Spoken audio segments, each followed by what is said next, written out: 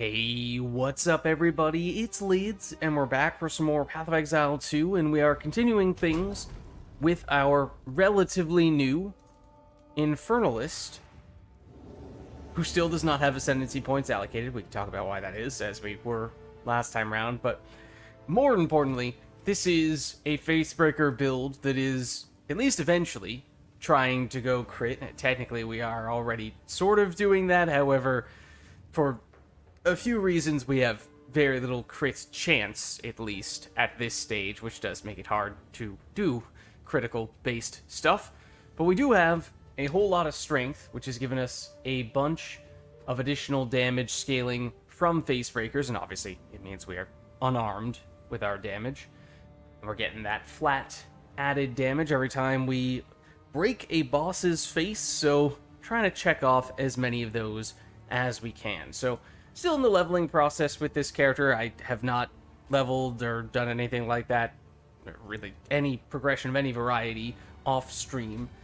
The only thing that I have done is I've picked up a little bit of intermediary gear so that we can potentially have a little bit more luck with just, going through the leveling and campaign progression process more quickly and easily, because for the most part we didn't really have a plan when it came to all that. So maybe we'll just throw some quality on this real quick.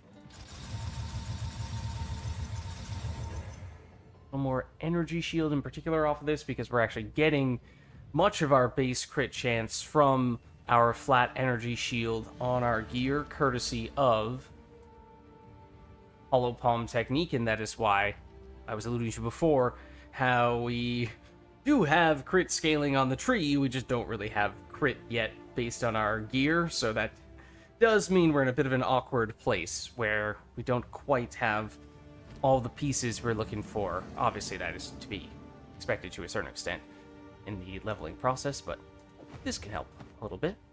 What's up, Roach? How's it going? Okay. So, should be, 50 to a little over 100. So yeah, basically doubling the energy shield we're getting from our boots in that case. I did pick up a belt. Not as convinced that this is worth throwing on here, because we would be... I was looking for a belt that gave us energy shield, so we could get a little bit more by doing this. Again, idea being that boosts our crit chance a little bit, but we would also lose a pretty sizable chunk of strength by doing this, which is, of course, one of our other sources of damage. So I'm not sure that that's actually worthwhile. Might actually pass on that. And we are currently level 40, which means, well, most of our gear that we are planning to use at endgame, that's going to be, in some cases, as low as the 50s, but more likely 60s, or 75 in the case of our boots, 80 in the case of our helmets. So gonna be a little bit before we can get the big stuff that we've been planning around, and that is gonna give us the big chunk of energy shield that we're really looking for. One missing piece here is, of course, the chest plate, and that actually, I've only just realized, has potentially the lowest level requirement. We may even, we can't quite equip the chest plate in question that we're looking for, but we could potentially get to that point today at some stage. But I admittedly have not acquired such a chest plate yet, because it's more than a little bit. It's rather niche. The specific chest plate we're looking for, it can have a set of different types of rolls on it. There are one or two that we definitely want, and then a couple more that would be good, but I'm still trying to figure out which one is technically best so that we can find the, obviously, best chest plate for us long term, so that hopefully we just pick one up and we don't have to worry about switching around from one chest plate to the next. We can just have something, and that is our final chest plate. The other thing is that it either will be very, very expensive if it is coming pre-rolled exactly the way we want it to, or and so expensive that we may not be able to afford it, or we potentially throw a bunch of divines at it. I don't mean from a trading standpoint, I mean from an actual crafting standpoint, actually using divines for what is technically their intended purpose, and seeing if we can get a little bit lucky there with how we get the rolls to play out for us. Which normally is, if an item is good enough to warrant doing that, is a relatively straightforward process, depending on how many rolls you have and what the range of those rolls is. That, of course, can dictate and how lucky you are. That can dictate how many divines you have to use before you get to a decent set of rolls. The problem is that we are going to have, in all likelihood, 1, 2, 3, probably anywhere from like 5 to 6 rolls that could vary widely in terms of how good they are. And so we could certainly roll until we get 1 or 2 of those maxed or nearly maxed out. But if we're trying to get any more than that, the math very quickly does not work in our favor. So maybe we get crazy lucky on that, but that is also one of my hesitations, is who knows just how painful that process may be. It does depend in large part on just how picky we are, but that's, at least at this stage, largely theoretical. As for those ascendancy points, we were talking about them a little bit last time round. I did ascend off stream, not in between the streams this week, but in between streams last week. So we are an Infernalist. In large part, the intention there is to get the combination of you, and you, and you, which collectively reserves 25% of our life, which means we will always count as being on low life. And for that reason, we can always get the 30% more critical damage bonus from Pain Attunement. So that is the big goal there. In doing so, kind of a secondary bonus, we get, in this case, we get mana. That's really not going to be that big of a deal, but some mana based on how much life we're reserving, some spirit based on how much life we're reserving. That's probably the biggest deal.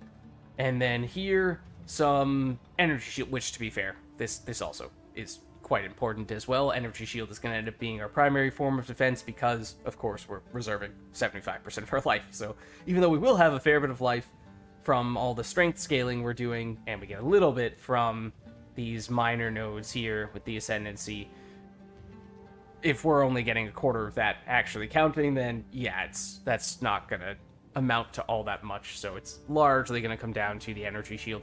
And in an alternative universe where we had an additional 2 ascendancy points to spare, or eventually maybe Altered Flesh becomes free because it feels like it's kind of similar to Sanguimancy on the Blood Mage, which is something that is now free, even if it wasn't at the very beginning of Path of Exile 2, we would probably be very interested in getting Grinning Immolation, because that's another form of more critical damage, even more than Pain Attunement is. It's just that, unfortunately, it's impossible to get these 3 and you, because this guy is a prerequisite for all of these. This also does come with the downside of it self-ignites, and so you'd need to have probably some combination of higher fire, maximum fire resistance, and life regeneration, which we don't necessarily have plans of doing, so it would, in that alternate universe, require a little bit of additional planning to make this function. But, well, Righteous Fire and crazy, unorthodox Righteous Fire builds are my favorite thing, my bread and butter from Path of Exile 1, so that's functionally what that downside would be here, planning around taking a bunch of fire damage over time. So it's kind of, in a way, something that I would also be interested in doing, but alas, I don't think it's going to end up happening this time around. And as we were talking about last time, yes, that number, 50% more critical damage, is in fact bigger than the number from Pain Attunement, that's only 30% more. Had I realized that at the beginning, perhaps I would have in fact built around this instead of building around Pain Attunement, but alas, again, we are not in this alternate universe. So, we're working with what we've been working toward thus far. And the reason why we've not actually spent those ascendancy points yet is in part because, yes, as I was saying, it would convert a lot of our life into energy shield, which might want to wait a little bit before we do that till we have better energy shield gear and maybe some on the tree, some energy shield scaling there as well, which I think we're planning to get 1 or 2 clusters at. Maybe we already have it. In fact, just double check. I think we are planning to at least go a little bit in this direction. So, you know, maybe we get a few more points here and then we feel better about allocating our ascendancy points. But the other thing is that, again, the particular ascendancy point that I take issue with to an extent, at least certainly during the leveling process, Altered Flesh just really doesn't work well in the short term. It is a negative in the short term. We have a lot of armor right now, so taking physical damage as chaos damage when we don't have much, if any, chaos was, we have 23, but still, probably a net negative. Then lightning damage taken as fire damage. Okay, that is a positive at the moment, just because we happen to have more fire res than lightning res, but end game, that's probably going to be a moot point. Those 2 resistances are probably going to be exactly the same, and then same thing for cold damage taken as fire. So it really feels like Altered Flesh either should be free, because at end game, the only thing that you would maybe benefit from is physical damage taken as chaos damage, and only if you have a lot of chaos resistance. And that's pretty much it. So it feels like either this ought to be free, or they should add one more thing that is a little bit more of a clear-cut upgrade, like saying, oh yeah, by the way, you also get plus 2% maximum fire res, or something like that. Not a crazy amount, don't get me wrong, but just something that makes it make a little more sense to have some of the damage you are taking get redirected toward fire, at least in the short term, or even just not even max resistance, but just some flat either fire or maybe even chaos res. No worries, Roach. Yeah, good luck with the move, right?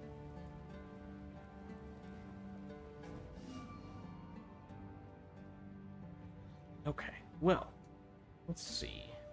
Don't need that. Okay. If I remember correctly, we have a few things that we could potentially do at this stage. Maybe go to the Molten Vault, although, as I was saying before, I think until we get more crit chance, that becomes questionable, because this is functionally a timed fight. And then the next one, if we are to continue progressing, will be Viper, who I also am very concerned about, unless we have a bunch of... Actually, despite looking like chaos damage, a lot of it is actually fizz damage. As I was saying, we actually do have a fair bit of armor, so we might be okay on that front. However, I'm realizing we may be somewhat under-leveled here. We're 40, and I don't even think... Yeah, I think that, what is it, Utsal? Is that the name of the zone that Viper's in? I think that's probably a higher level still, so might be 42, maybe even 43, in which case, yeah, 2 levels under, okay. That's technically ideal, probably, in many respects for XP purposes, but obviously for power, relative to the enemies and the bosses, it's more challenging. If it's 3 under, then that is significantly more challenging. Oh no, it's the time machine, not down here. It's the time machine that we need to go through. Start moving after you get off work tomorrow. Ooh, okay. Exciting. Exciting stuff. And, you know, obviously, understandable if, you know, it's a little nerve-wracking. I get that. It's a bit, I'm sure it's a big life change and all that stuff. But at the same time, hopefully, it may be a little tricky in the short term.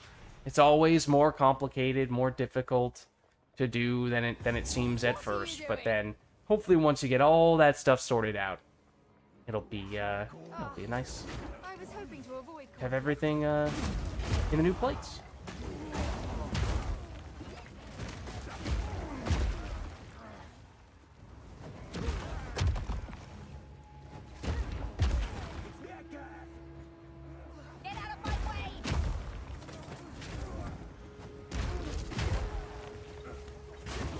we want to stand in the poison cloud. I think that's generally ill-advised. So yeah, although Viper is in this zone, so that would suggest, or not suggest, definitively, we are 3 levels under the zone, which I do think is probably a little more than we would like to be, at least for the Viper fight itself. Might try to either farm this zone a little bit, if we can, although this zone is, even outside of the Viper fight, potentially a little bit dangerous. Or we could go to a different zone instead, if we deem this one as suboptimal for whatever reason.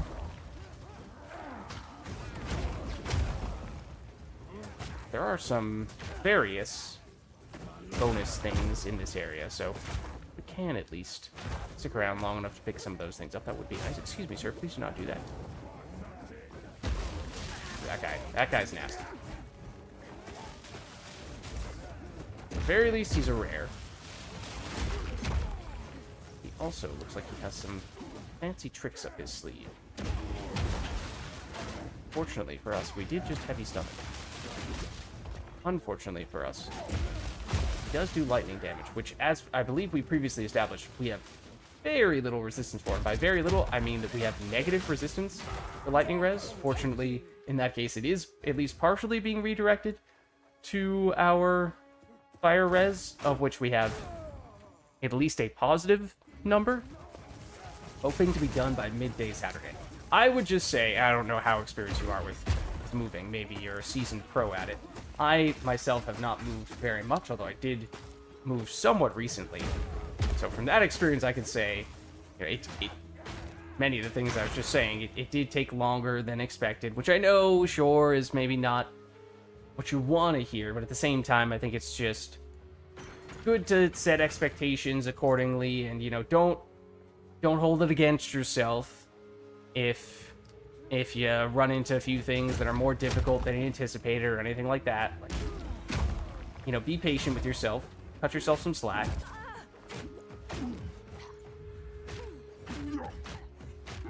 It's a big deal.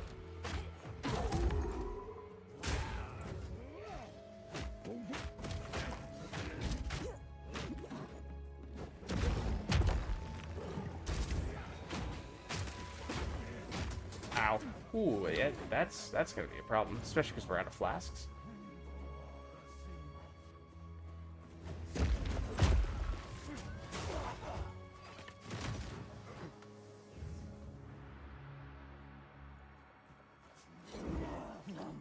Yeah, so, you know, even if you're thinking, oh, you know, I really want to be done by X time on X day, you know, if something comes up and it doesn't work out for whatever reason in that, then you don't be too hard on yourself. Another corpse to serve Is what I'm me. saying.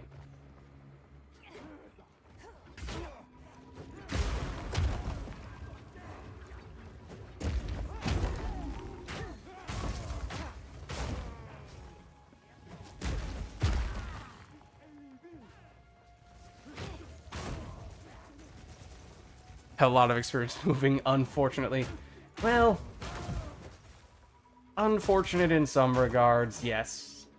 It is a difficult thing to do, but then in that case, I suppose that means you are a seasoned veteran of sorts. So maybe you know better than I what exactly it entails.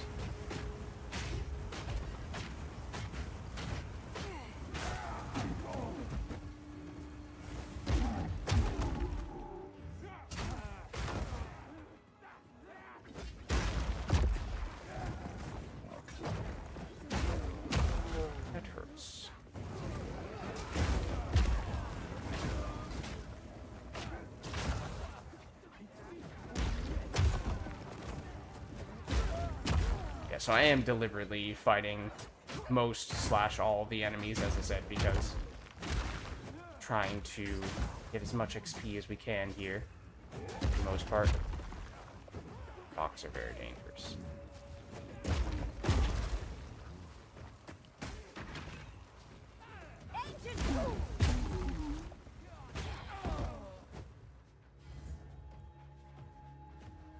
Except I draw the line at the Remnant. Verisium. Absolutely not.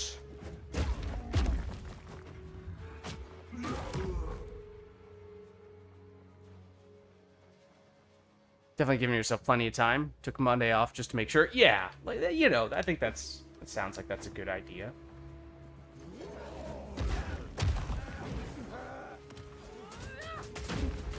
I did just pin myself in the corner and get myself killed.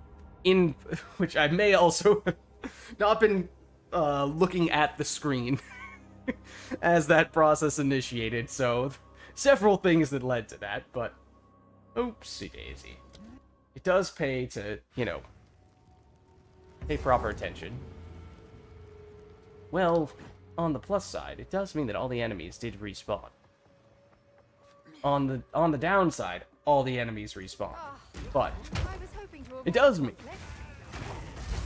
it's easier to farm up XP in this zone now, or at least to hit a new level in this zone without messing around in different areas. It does mean, obviously, we'll have to rerun some of those spots we were in before. Actually, do we still have access to the checkpoints we made it to? We may. Remember.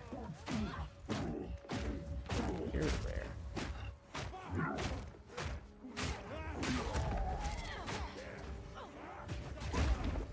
Another corpse to serve me. Ooh. Can you please not do that?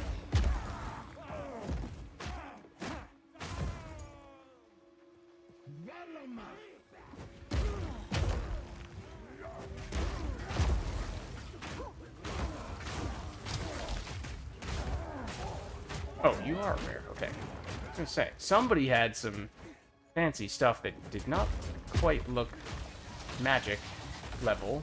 Looked rare level, but I didn't see who it was.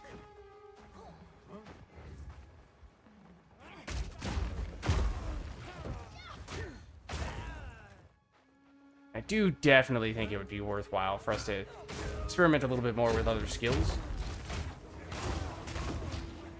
Because, yes, I am using this, the Rolling Slam. Oh boy! Yeah, freezes will also definitely help the enemies kill us. But I am, for single target purposes, still basically doing, well, exactly that, the basic attack. Which, yes, is better than it is in PoE 1. However, I imagine we can still find something that is more effective. Just by and large, have not really experimented with it, in part because I do think it's hilarious to just straight up punch people in the face and have that be our primary attack. But if we're trying to be pragmatic, that is probably not the approach we should take. Perhaps we've gone long enough with just the punching. We can spice it up just a little bit. Okay.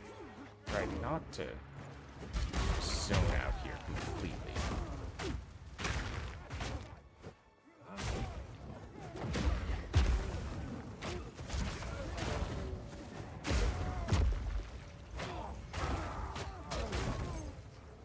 Yeah, it, for not only the single target, but potentially the area of effect as well, could benefit us to experiment with other skills. Yeah, the Rolling Slam it's pretty good for clearing out enemies. It is obviously a movement skill and a damaging skill. It's not the fastest movement skill, not by any means, but just by serving dual purpose, that alone may be reason enough. Okay, so we did get a passive point there. And we did... Oh, we actually have a point that we intend to deallocate here. I guess eventually that will go into Pain Attunement. But maybe here we start going into the pure energy shield stuff, which I know is defensive rather than offensive. And maybe offense is a little bit more what we're looking for right now. I mean, obviously, both would be nice. But this may make us feel more comfortable with actually allocating our ascendancy points, which obviously is something we would like to be able to do in the near future. Okay, here's one of the bonus areas.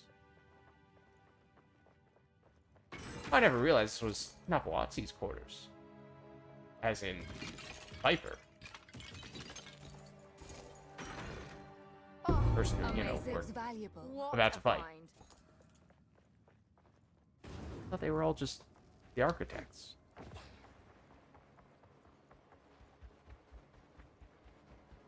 Okay, now that being said, I don't know if we get all those. It's pretty much just gold that we get there. In the grand scheme of things, we would almost certainly still get an order of magnitude, if not multiple orders of magnitude, more gold from just popping into maps with our other pre-existing character.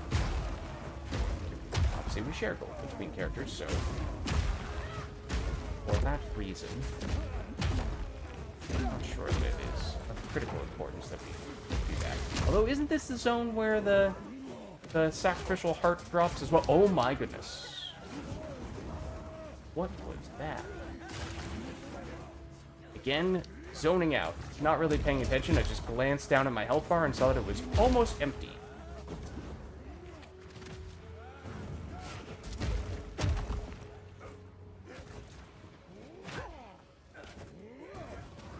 Guys hanging out in smoke clouds, trying to be all subtle. Oh, and they're a blue pack as well. Okay, that explains it a little bit more.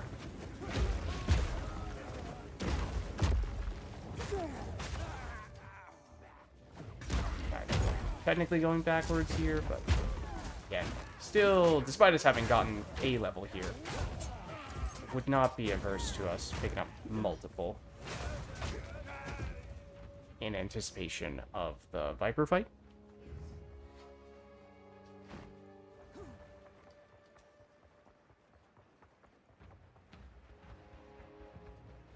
Would this be my preferred zone to farm?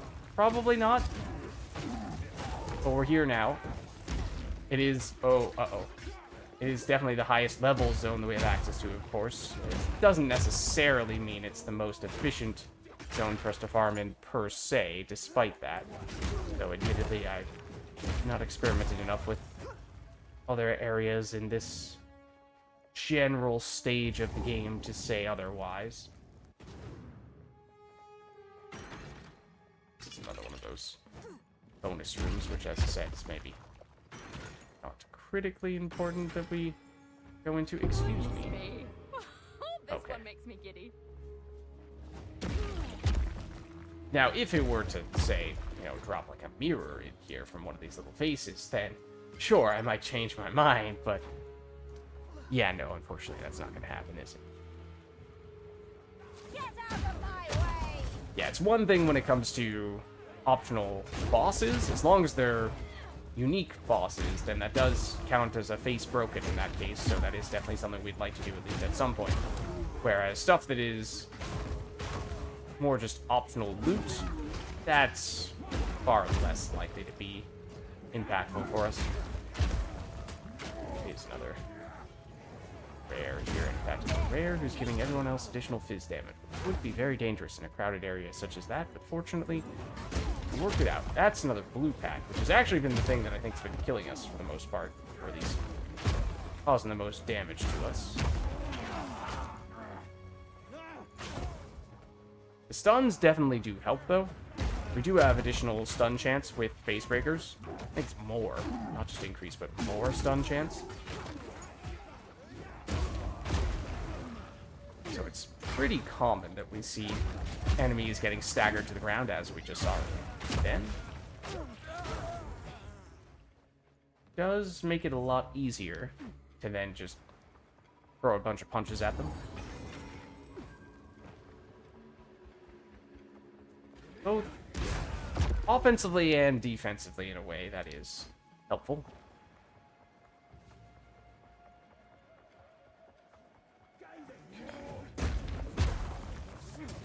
Starting to get a little closer to Viper. Oh, I think there's a little ways to go. Another food pack.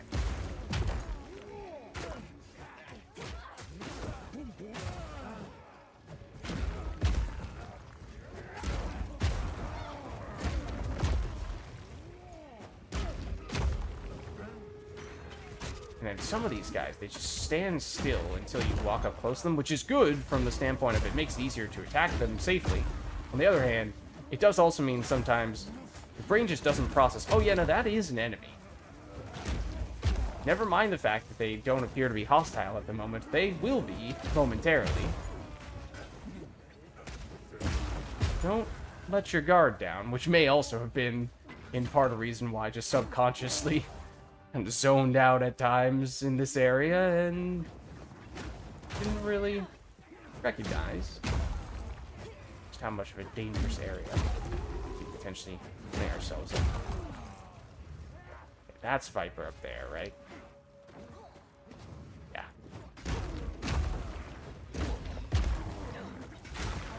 So, at least at this rate, it does not appear as though we are likely to get any additional levels before we get there.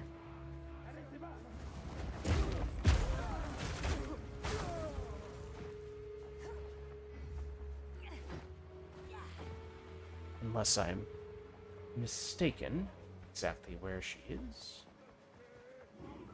No, that's her, all right.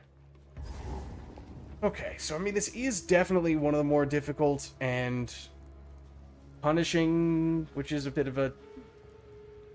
redundant, but it's a tricky fight. And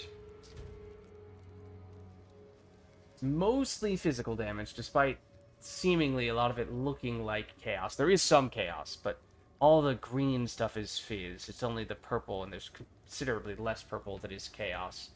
So, I mean, we have non-zero chaos res, which again is kind of nice. Our life pool is relatively big. Our life flask may very well be out of date, which is something we may want to take a quick pit stop to address. Otherwise, yeah, this would likely be the thing that we would be most looking to make sure we've upgraded before doing. Did put on the new shoes, which theoretically helps a little bit, but... What happened? Let's see. Oh, I suppose we can sell these guys. Ah, While we're at it. watch your step. And... let's see. So, I've already immediately lost my train of thought. It was flasks. We are 41. Okay, yeah, which does mean it's possible to go up to Gargantuan. Get instant. Recovery. Probably what we'll go for here. Both cases it is instant. That. And then I don't think the mana flask is nearly as important, but sure. Upgrade that as well. Technically for this fight specifically, we won't need either of these, I don't think, so we potentially could get a little bit creative there, but I don't know that that's going to be making too big of a difference. Let's make sure we fill at the well. Okay. If we really want to, we can throw some baubles on there, help a little bit. Sure, why not? At least for the life flask. It actually does make a pretty big difference. Wow. Okay. Number did go up considerably. Alright, so there's that. Oh, I was also thinking about Grip of Kulamok. We threw it on, I think, possibly last time, or maybe even the time before. It is very much a crit-based ring. In fact, it's one of only 2 rings that can give you crit-based stats. But as I was mentioning earlier, at least at this current point in time, our crit scaling is not great. Long term, it hopefully will change quite considerably in that regard. It's just that we don't yet have the base crit chance, because we don't yet have the gear with all the base energy shield on it. So I don't know that Grip of Kulamok actually makes much sense right now. I think it probably makes more sense for us to just throw on almost any other ring, to be honest with you. Something with resistances, something with flat damage, life. And those numbers are pretty low on you, which is a little bit unfortunate.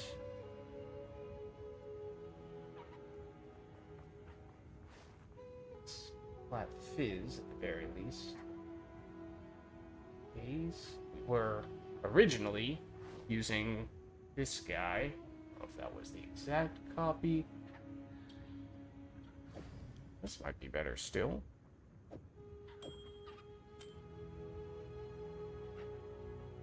Okay. Maybe we give that a shot. It means our lightning res isn't negative anymore. Well, that's lovely. Okay. Oh, and remember, some of our... Oh, well, no, we haven't done this yet. I was about to say, remember, some of our physical damage is getting diverted to chaos. No, that is not yet the case. Okay. So, I'm kind of curious just to use this as a barometer, but I do think this is going to be a struggle fest.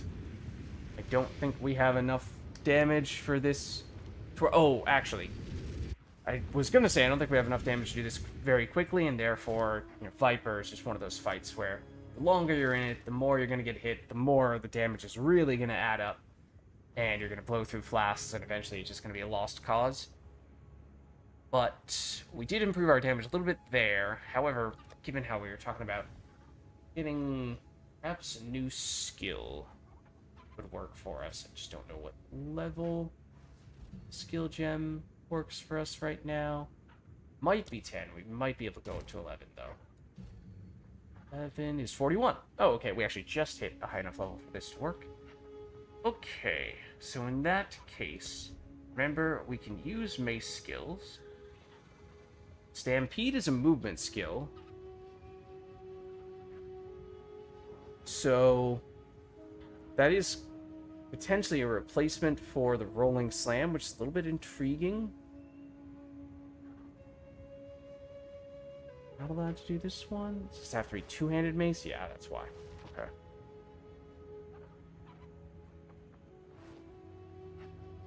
What's this one? Forge Hammer throws a molten hammer that slams the target location and lodges into the ground. Using a war cry near the lodged hammer causes it to melt into a spiral of fissures that deal damage again whenever they're hit. It does look cool. I wonder if with a war cry that could be decent against bosses. We do that. What is seismic? Seismic is performs damaging war cry. Looking back nearby foes, heavy stunning enemies. They're primed for stun. If enemy is heavy stunned or is currently heavy stunned, when they're hit, skill empowers subsequent slams to perform an additional aftershock. Skill's cooldown can be bypassed, spending endurance charge. We can. Forge Hammer throws a molten hammer that slams the target location and lodges into... Definitely want to do this, I think. I don't know for sure if it's going to be better than what we have right now, but we can give it a shot. Rolling Slam, as I said, that's what I'm eyeing as the replacement. And Rolling Slam technically did not count as a movement skill, despite it being a skill that involves us moving. So that is an interesting one, because by being a movement skill officially, it does allow us to use at least a little bit more support gem stuff on Stampede. Also, we could probably improve some of these support gems. In fact, support gems do not have level requirements, so we could have gone straight to some big support gems if we really wanted to. Let's see. Okay. So, for example, Rage. We go Rage 3. Instead of being 3 Rage on melee hit, it's 5, and we get increased attack speed when we're not at maximum Rage. I think... Ooh, where'd that go? Where did we put it?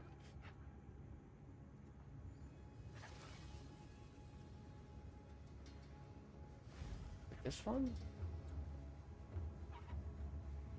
Did I put it in here? I might have.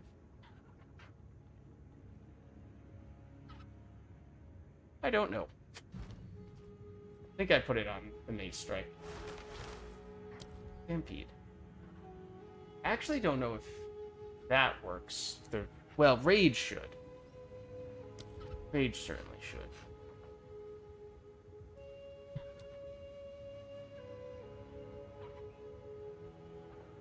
Supports melee attacks, causing them to grant Rage on hit. Let's verify. AoE. melee. Yeah.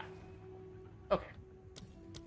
Just wasn't sure if some of the secondary effects from Stampede might technically not count. Okay. Hopefully I didn't accidentally waste a higher level support gem on Rage 1, but not a huge deal, even if that was the case. Okay, let's check what else. Heft could be quite good just for pure damage, but what else did we have on Rolling Slam that we were using? The rapid attacks. Momentum. Oh, yeah, that can also be good for sure. Magnified AoE. I mean, Stampede legitimately could be our endgame movement skill.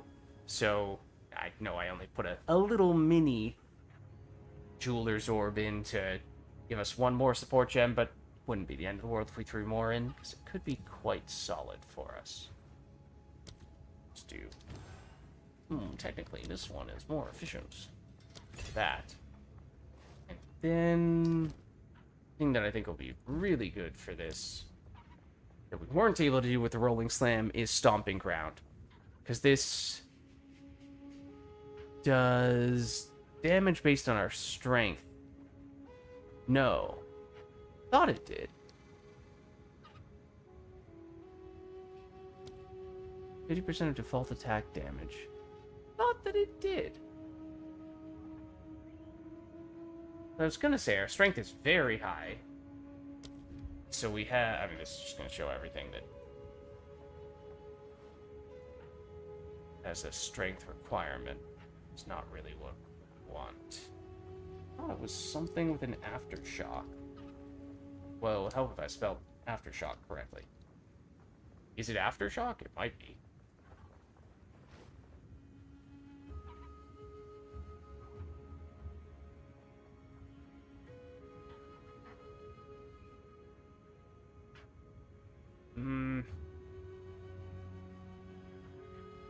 Not appear so.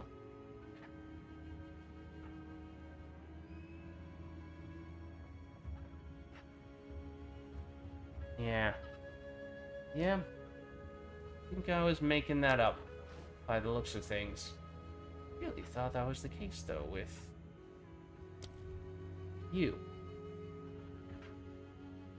Shockwave. Shockwave is just based on default attack damage. Huh. Okay. Oh well. Well, in that case, maybe that is not a support gem that is as meaningful. So, instead, we may throw a heft in there. Don't know how well speed works with this, if at all. No heft. Sure. Technically, Lids, you didn't have to use a lesser Jeweler's Orb if you were to go for straight for his greater Jeweler's Orb. Look, it's not gonna matter. We have enough. Should not make a difference. I would like here, though, is to see, at least, if... Max speed. Not that one. This one. We would like to still have our full damage. Does this work? It does, but it doesn't say it increases... That's not damage per second, that's just overall damage. Okay, so maybe that's not a red flag. Okay, so at least for movement skills, theoretically we've made improvement there. I'm gonna just pop into the zone to not lose the instance.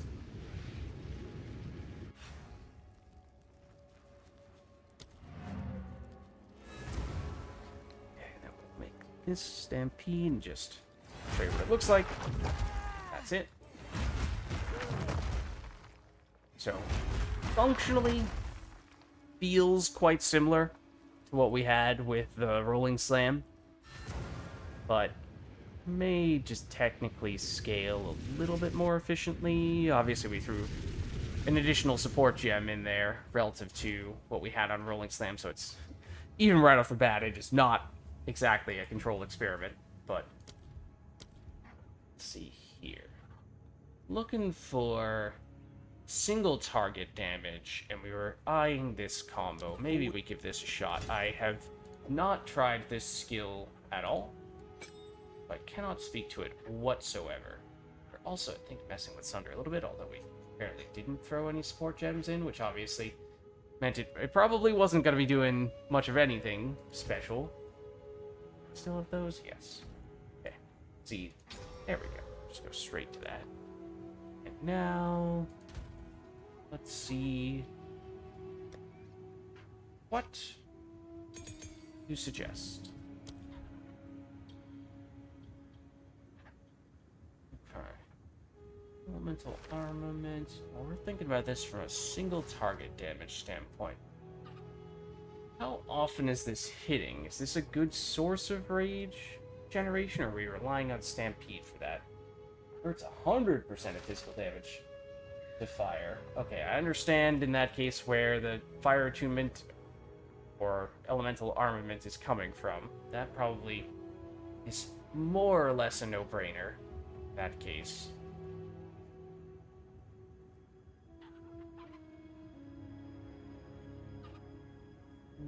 Possibly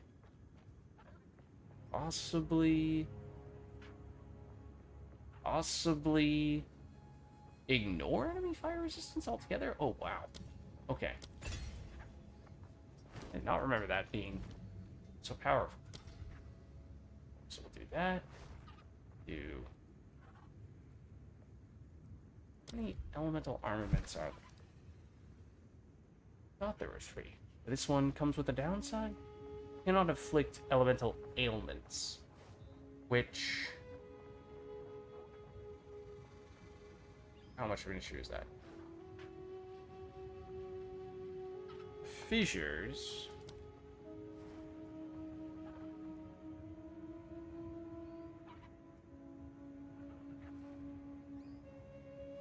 They look like they would ignite, or at least count as burning damage. Technically, I wouldn't think that would hit in that case, because it's like a ground effect, it looked like. In which case, this might be all upside and no downside, but I'm not really sure. Also, the way in which it scales is a little bit different. It's based on the number of different ailments, so maybe it's elemental armament too, regardless. Let's do that. Let's do... Rage may still make sense. It's our combo, which we aren't really using.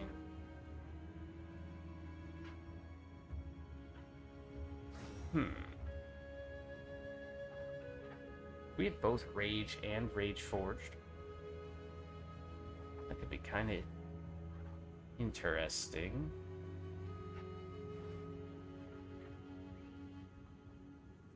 How many Fists of War are there?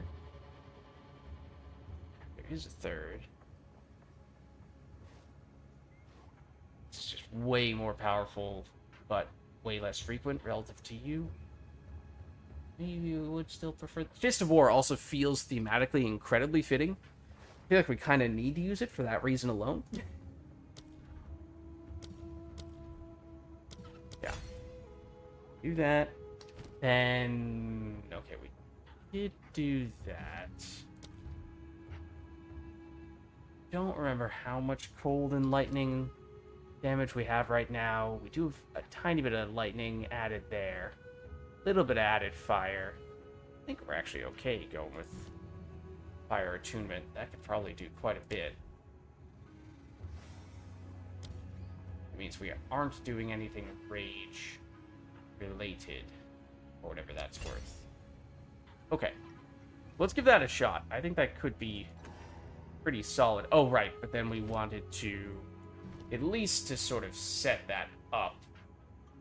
Not sure how much in and of itself it's really doing there, but we go Seismic Cry. It does do some flat damage. It does empower our slam. Size. We do this. Put you here. I feel like the totem in the past was not really doing much work for us. I'm actually not sure if the totem benefits from face breakers, because it might not count as unarmed damage in that case. In which case, yeah, it's doing our base unarmed non-face breaker damage, which is like 2. So If that is truly how that gets calculated, then yeah, it's not really doing us much good. Okay, then for you, oh, we can blind with the war cry. That's actually kind of nifty. Or apply other debuffs or ailments with it.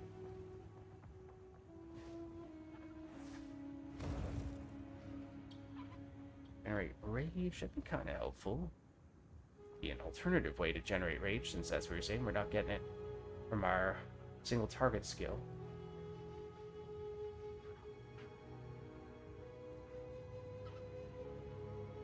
Cooldown recovery, maybe. What's the default cooldown? It's 8 seconds. Kind of a long time, to sure. Do that, and then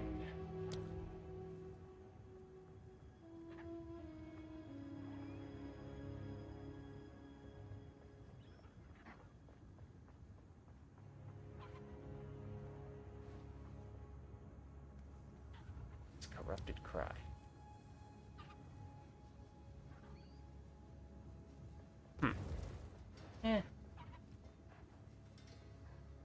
Just go one of the rage generating ones. Yeah. Let's do that. Okay. Let's give that a shot. Then, rather than the basic punch, make this hammer, seismic cry. The fact that it has that border around it suggests that this is a cooldown skill of some variety. Yes, this also has 8-second cooldown. Okay, I might need to still keep basic punch on in that case. We still have any support gems on that? We do for one of them, not the other.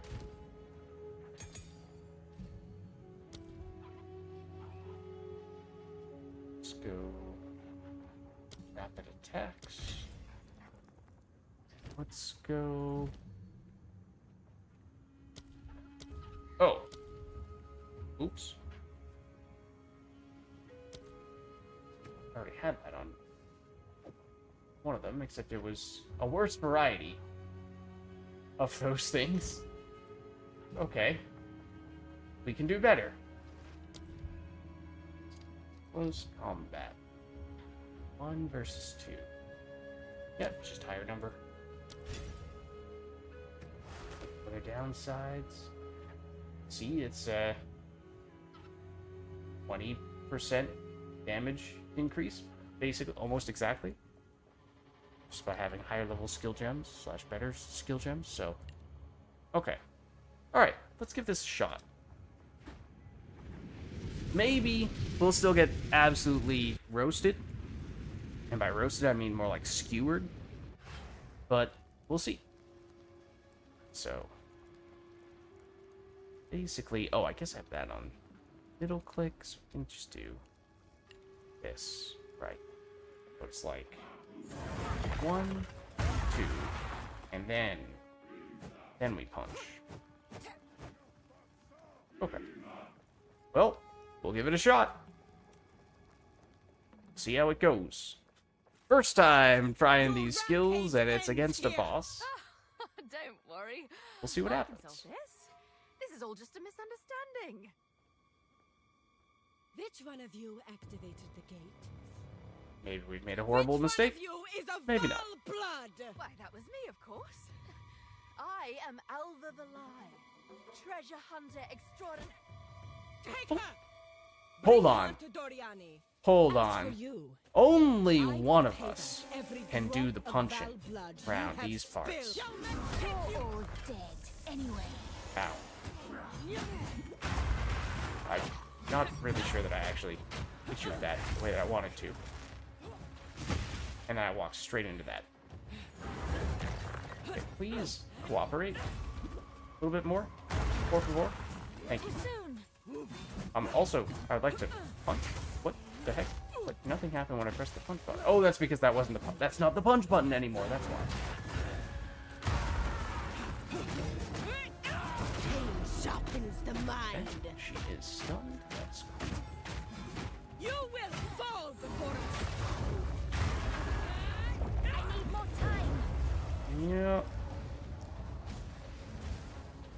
Oh, she actually does have some fire, I suppose. I assume that's fire damage. This purple here, this is the only stuff that's actually chaos damage from her.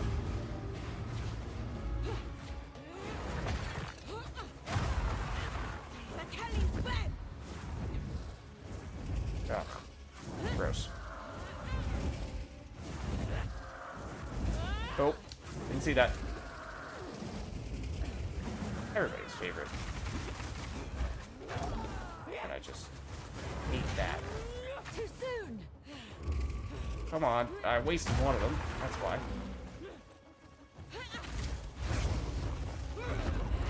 No, stop this.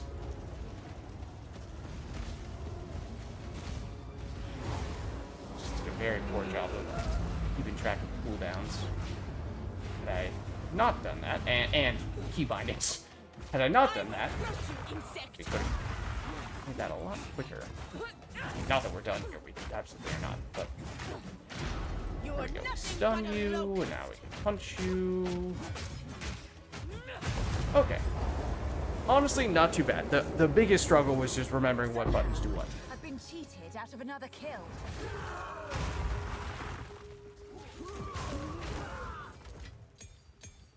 Okay. So yeah, otherwise that could have been a pretty tricky encounter. Fortunately, we did benefit quite a bit from doing what we did, gearing up. That is as I was saying, that is the spot that drops the sacrificial heart, is it not? Right, because this is where it gets used. And we did not get it. Correct? Correct. So, technically speaking, we are not really done. And that is kind of important because that does give us skill points in the future. We were fairly thorough. I'm kind of surprised that it didn't drop, to be honest with you. Guess now we have time to test Stampede out. That seemed to work pretty well. Sort of. Aim is maybe going to be a little bit more of an issue. Is it optional bonus? Yes. Not something really needed. Unless you drop the heart. But you didn't. So, it doesn't even show up. It's ultimatum. I think we'll be alright. Thank you very much. The extra area of effect support gem would definitely help with aiming Stampede. There. That's what we're looking for.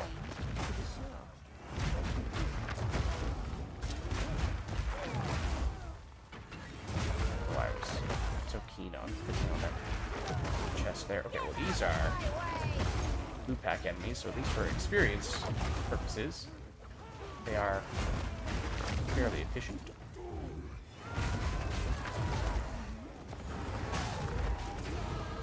But, speaking of which,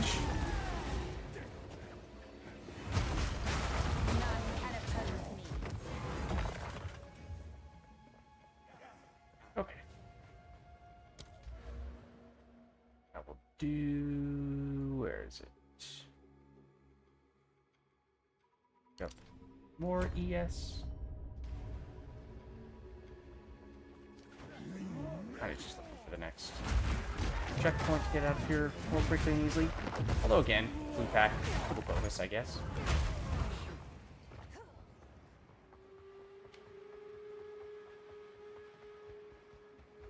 Or we're just gonna walk on out here manually.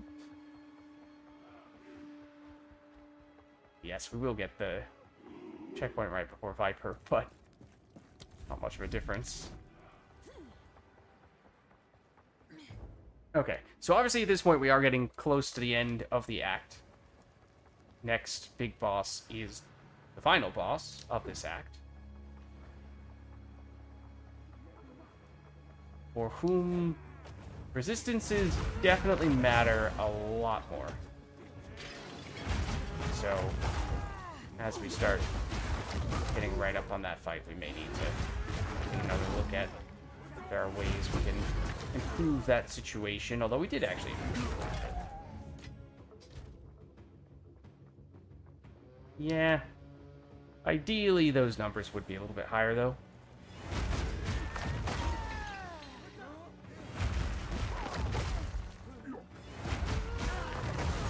I'd like to believe we get another level before we fight the boss, and therefore positive about getting that not a button I can just spam. I need more time. A few of those things. Yeah, if we get one more passive point, then we get what is notable on the tree, which gives us a ton of ES. Should be helpful at the cost of reduced mana, but fine. Not really going very aggressive on the mana side of things.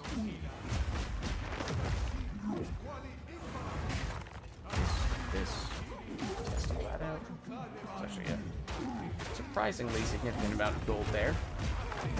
This stage of the game. Nothing else.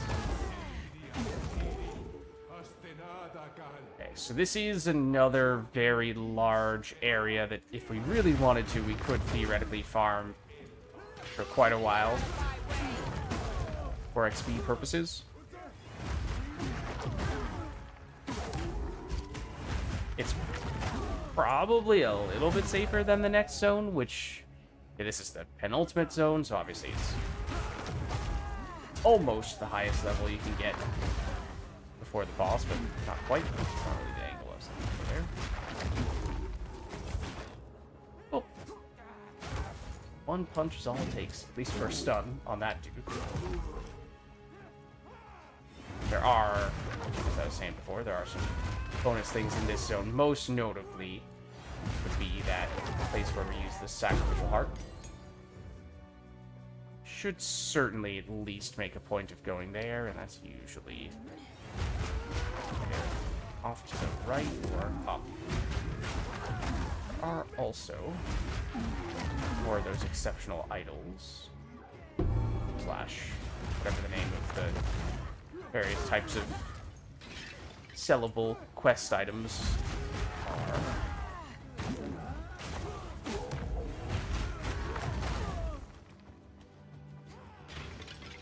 Let's just get a circle here. Okay. A little more enemigos.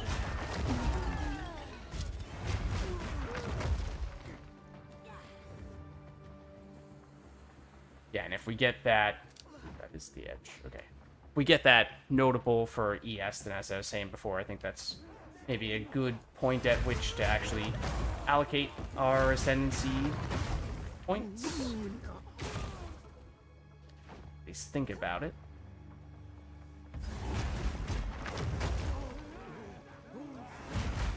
This might be the...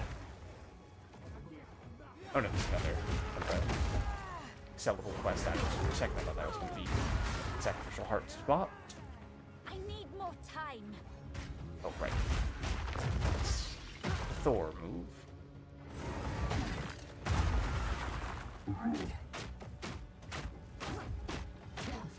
Does that have any dot at all? Or is that just all upfront damage? More I'm time. not sure. Read the fine print on that again. May have just been that I looked at that and I thought that that was about damage over time. That was, you know, some kind of burning ground. Too soon.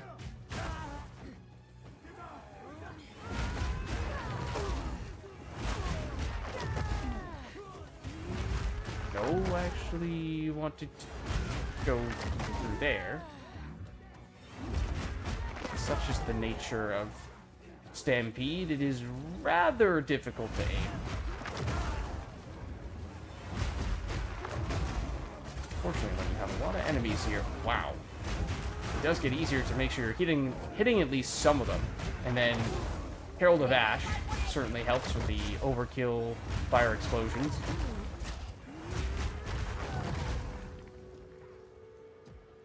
Might always need to go past that part before you even see the part with the sacrificial heart.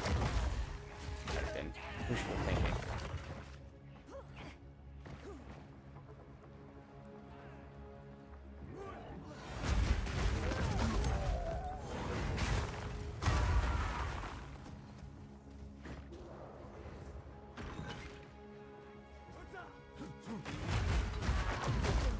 exit to the next zone is further in that direction. I think this is where we'd expect to see the sacrificial heart, is in this general direction here, depending on where exactly the dead ends are. Too soon. Just kind of deliberately waiting to see if he took damage over time to try to test our hypothesis from earlier.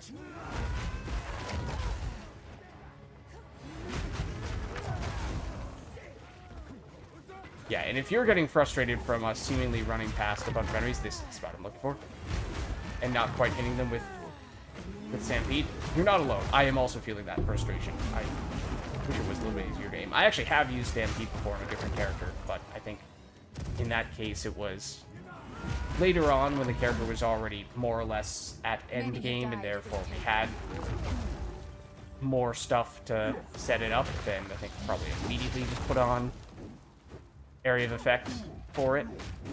So a little bit easier to aim for that reason. Is my power to wield. Okay, this is what we're looking for.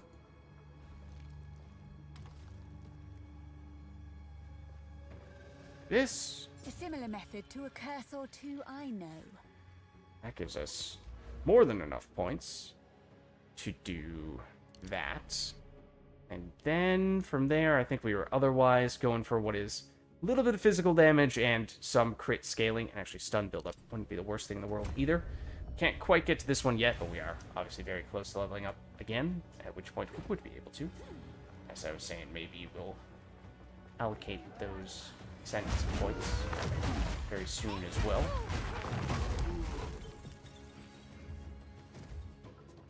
This is the quest is going to be over back in that direction. Okay, yeah, there weren't even any enemies here. It wasn't worth attempting to go this way.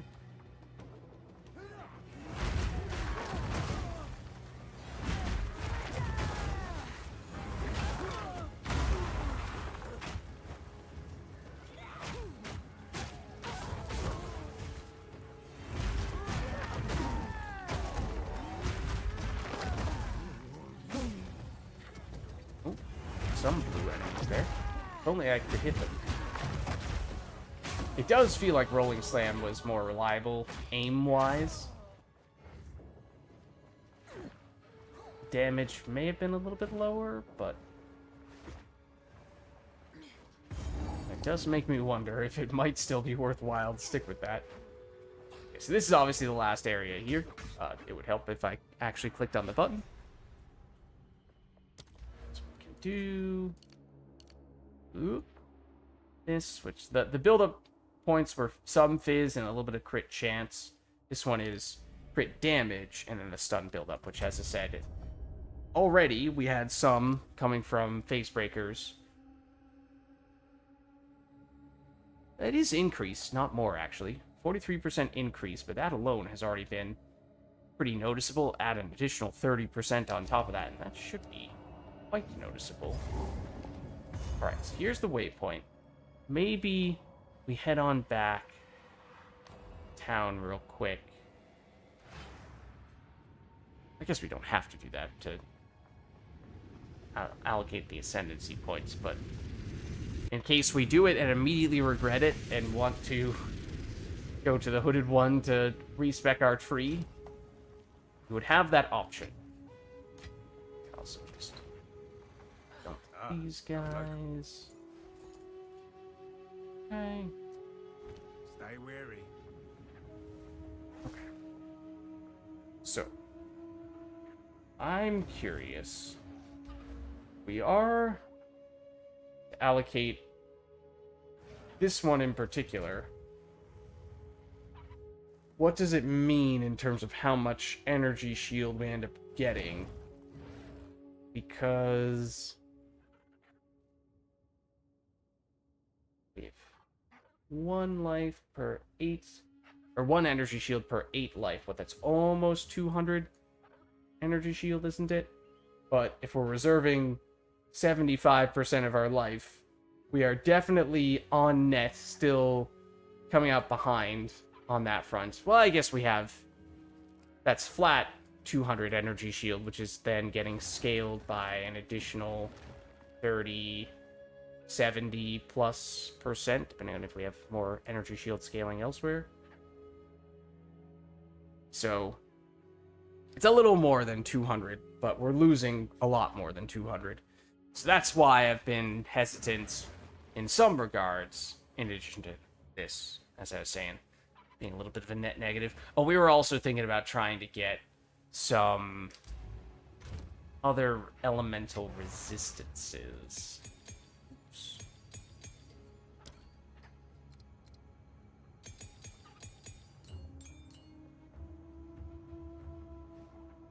Which is something you'd think we'd be okay with to an extent, with a couple of rings that, okay, they don't have a ton of resistance on them, but they do have some, at least from the implicit, if nothing else. You do have a tiny bit of cold res as well. That's where the chaos res is coming from. Okay. And this doesn't have any resistances. Nor does this. Nor do these. Nor does this. Is why we're a little bit low. I mean, technically, yes, the number is a little bit higher because we have these guys. But yeah, if we could bump that up a little bit, that would be nice. Just what is the way in which we do that? Better rings is the straightforward answer, or chest plate. We do better than... We just picked this up because it was more or less the highest energy shield we could get at our current level. We're a few levels higher than when we acquired that, though, so maybe it's possible. Let's see.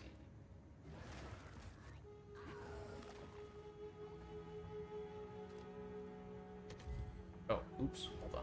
Forgot about this.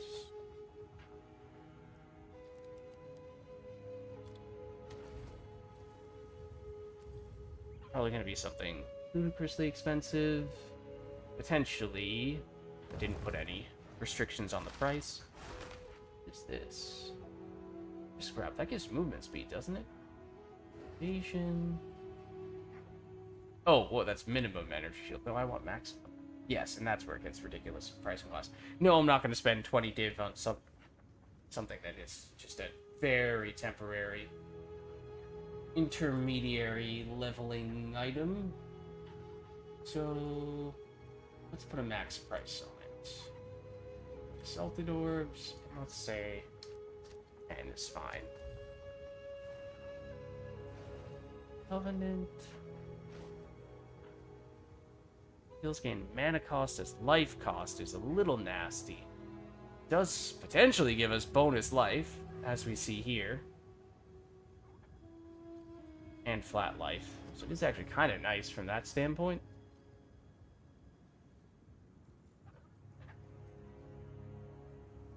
And this is the one that we currently have. Yeah, it's only marginally more energy shield. Really marginal. But it does have more life. It doesn't have the strength. It doesn't have the chaos res. If we're looking for resistances primarily, then this is definitely not the answer. Could search separately for that, but maybe we just give this a shot as is, and again, maybe we will get our butts handed to us, but maybe now, especially that we have additional stun chance, we might just be able to stun the boss quickly enough that we don't get completely overwhelmed, but his butt laser might annihilate us. Make no mistake. And it will be embarrassing if that happens, but maybe a little less so if we call it out preemptively. I see. No mercy then. Kill her on sight. I was trying to do the hammer thing, and I don't really think it worked. I pressed the wrong buttons, something like that. I'm a little lost in the sauce here, I think. Just trying to figure out how to make it all piece together. Maybe making it more complicated than it has to be. Now this, obviously, being the final zone, would be the highest level area. of this act in the highest level area before the boss. If we were looking for something to farm for that reason. It is also an area that I've generally farmed a lot for this reason. It technically doesn't necessarily mean that it's the most efficient experience-wise. May or may not be, but...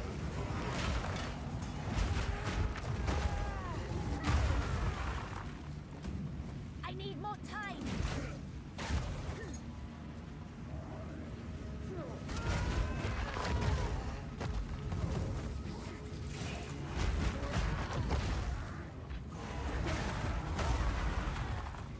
Not really sure that did anything. Too soon.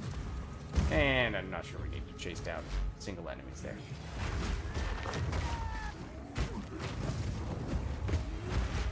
It's rare.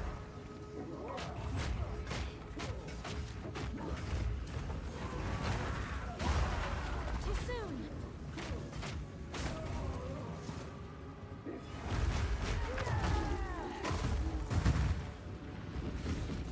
What a clever trick.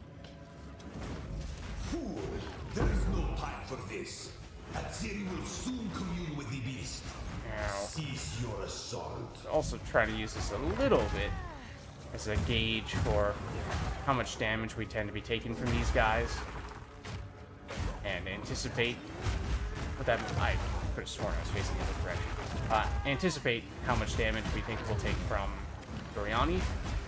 Spoiler alert, Lids.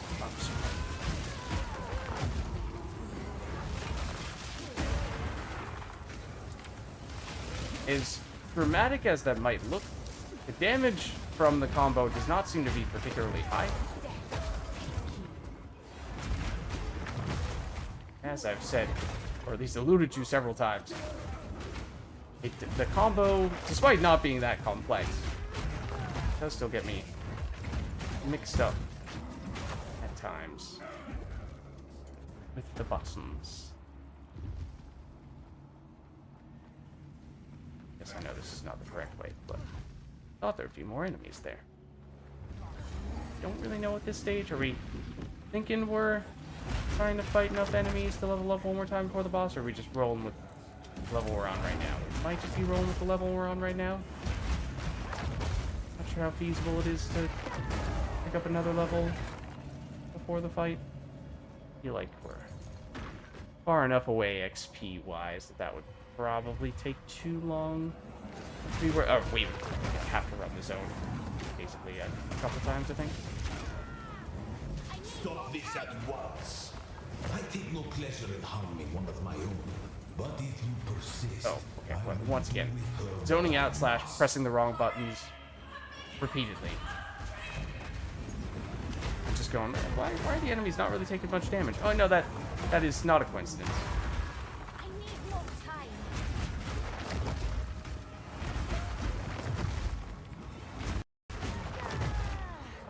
Oop, oop, oop, oop.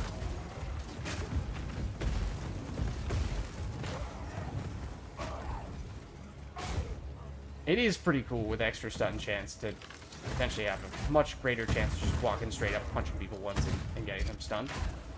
It is pretty hilarious. Okay, well that is Doriani. Yeah, I think we just go in that case. So the resistances do give some, or lack thereof, do give some cause for concern.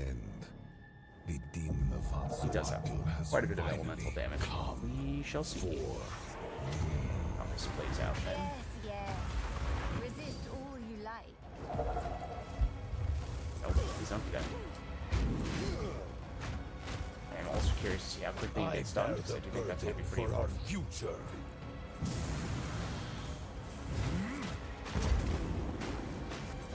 Oh, he's done. There we go. A minor setback.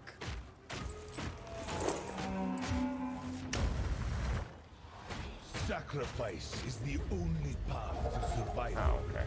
Do that right before you phase, which is annoying, because now it means you have to wait for this to an extent. Oh, that's definitely not where you want to stand for that. The ends justify the means. Yeah. Best laid plans. Where did I set these up? Nice. should be phasing. Yeah, now that their machine engine is gone. Give up. I must save my people. You know why we're here! It happened! It cannot be stopped! No, Is he still shocked right now? we'll succeed. Was he shocked at all in the first place? I've been preparing for you for years. I will burn you alive. I am not hitting right now.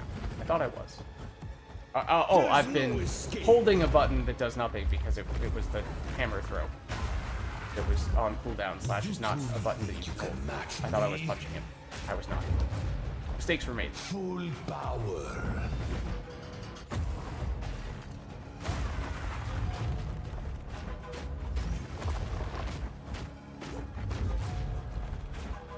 There we go. Unexpected, This. but not critical.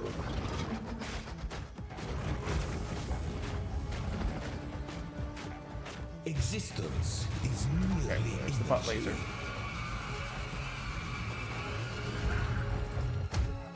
Nothing will stand in my way.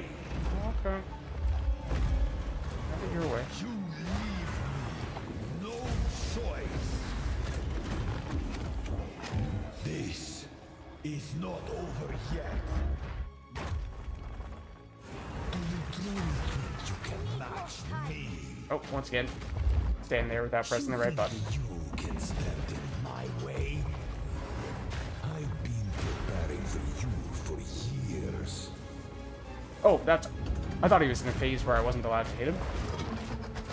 No, he was just staggered. So in other words, I just missed a good opportunity to hit him. Let's see you survive this. That's... We're doing alright. As you can tell. Do not Wasn't fear too me. bad. Not now.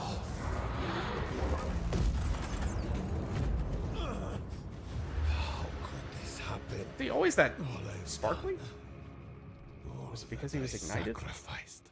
Your people cannot be saved. History is already written. You can stay here and die, or come with us and help save the future. The legacy of the Val must be protected. I do know of a way to contain the beast. Best you start talking then. My friend here isn't exactly the He peacemaking does type. 360s. Oh. Why have I never noticed this before?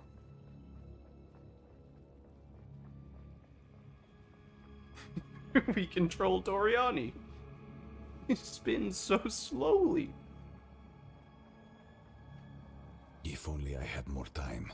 If only I could spin There is more an ancient quickly. weapon. A weapon that was used against corruption from a civilization lost to the ages. I It have just one cannot piece be of it. done. 3 others were Horrible scattered. accent, by the way. I've been searching for them, On my part. but they corrode. His accent is incredible. I suppose I probably I could. will come to your It's aid. settled then. Could replicate it more accurately if not for my simultaneously trying to open up a protein bar wrapper.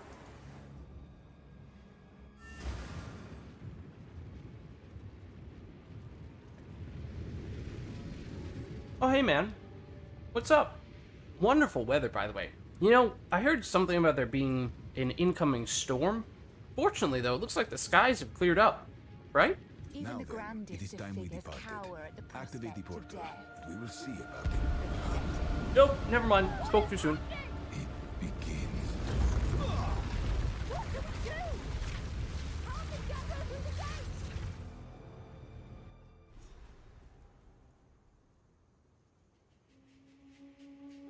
Okay.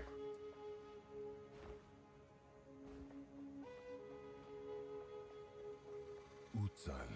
I can for that to happen. Indeed. Oh, well, I have the royal.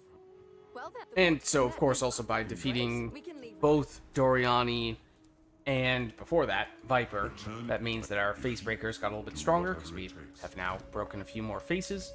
There is still technically one more boss in Act 3 that we skipped. Maybe we'll circle back to that in the relative near future. But for now, at least, Alvo takes us, right? Yeah, to It's King's along March. the Kalgurans. Let's head over. Doriani has one piece of an ancient weapon that can control corruption. Okay. You get higher resistance penalties, so it's going to become more of a factor.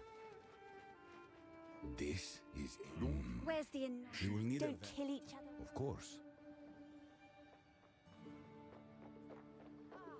King's March. It's been months since I had a bath. It's just a friend you met. This is Rob, and it What? just... I'll set up an... I suppose it's time we said I honestly did not farewell remember that this for quest now. I item have to study a exists. toad. Do be careful out there. Come visit my shop sometime. The name. Welcome Hello. to just the Dog. Hello, the code. Fog. Look, if anyone can get you there, it's Fog. Libby. If you can, till next time. Then, don't know that we really need to chat with any of the shopkeepers. Think we should be okay on that front.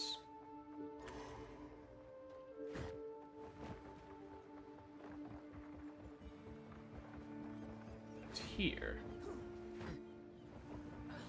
What's your if you'll Yeah. let's wait. Does a Leo guide you? Welcome aboard. You- we can of your course. business is... Okay, so I admittedly never really know which island we ought to go to first. Let's think here. Could be that.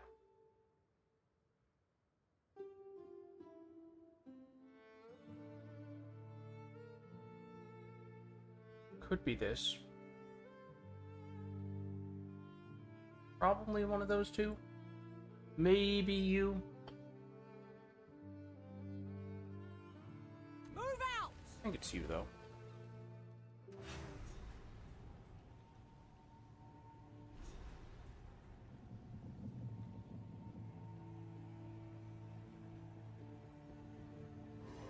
We made it. Let's go. There you go. I left Nakanu before I was even old enough to run the Here, island, right? ignore Kanu. Okay, so what are we looking for here? Mostly just the boss. I mean, there is technically what? The treasure map piece. Yeah, do we even need the treasure map pieces out? I honestly don't know that we do, right? I think we might just be running this. Not much else.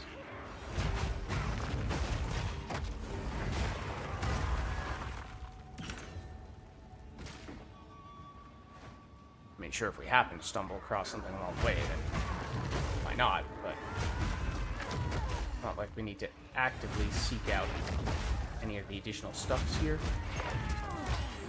You survive. Not supposed to do.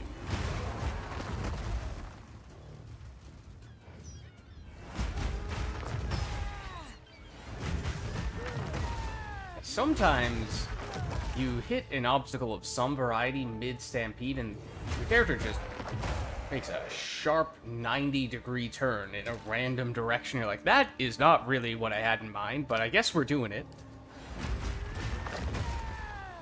And I guess I don't really have a say in the matter. So it's just gonna happen. Ooh. I'm getting easy stunned there myself. Excuse me?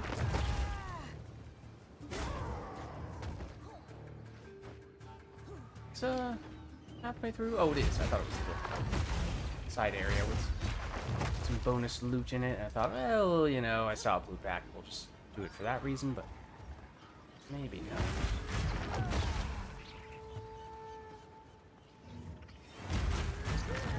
Most of these islands have 2 zones, right? Is this the one exception, though? The boss in this immediate zone? Oh, well, boss is not in that direction, I can tell you that much. But if, in fact, the boss is in this immediate zone, then that is perhaps one reason for choosing this one first. You just check off another boss a little more quickly. In general, in these side areas, it's blue packs, which are these little cave-like structures. It's blue packs, which is why kinda trying to make a point of poking my head in there when we can. Just for XP reasons. If nothing else.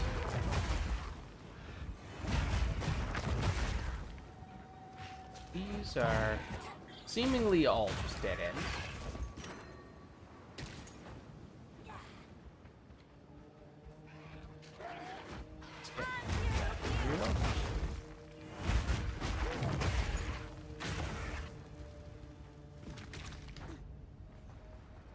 the XP is adding up pretty quickly, so it is working from that standpoint.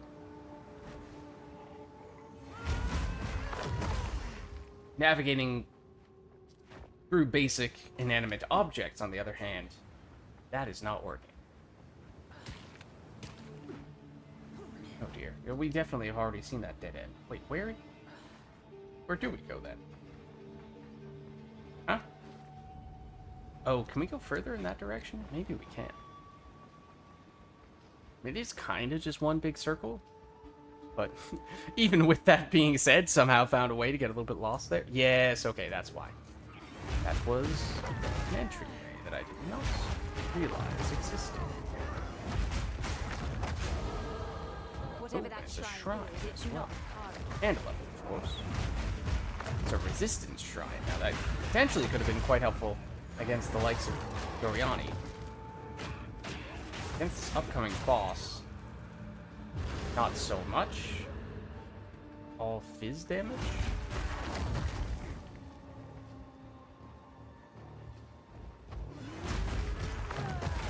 For the most part, if I'm not mistaken.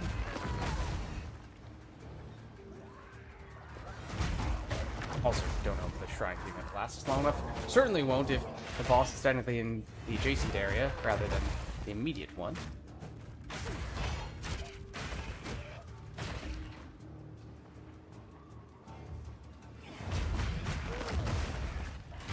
Some of these guys might be doing elemental damage, though, in which case the shrine is at least helping for that.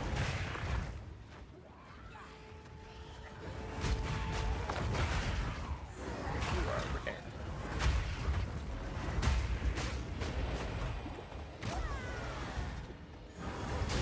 Another corpse to serve me.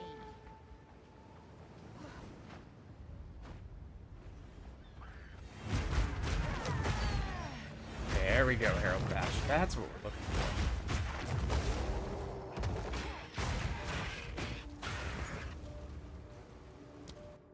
Admittedly, I know we leveled a little bit ago, but not 100% sure what the next target for us will be. Maybe it's just getting some crit chance. As I was saying, we don't have a lot of that right now. And technically, if we get enough base crit chance, then we may not need to go all in on the crit chance in some of these clusters. But at least right now, we certainly would benefit from it, except that our base crit is low enough that we're actually, we're not that efficient in that regard. So we have, what, 5% base crit from unarmed. Then, for every 100... Is it 100? Oh no, every increment of 10, energy shield is 0.1. So yeah, every 100 is 1% base crit.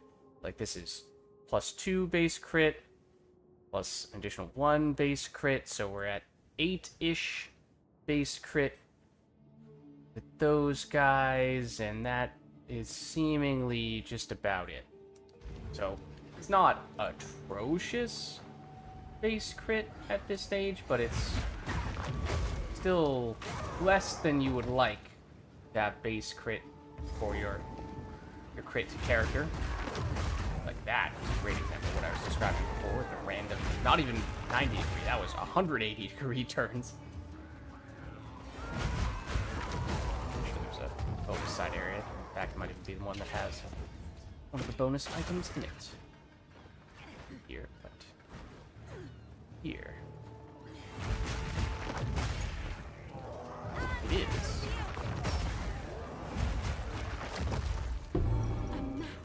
Or at least part of one.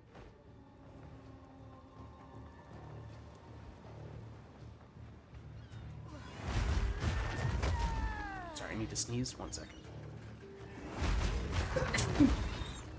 Excuse me.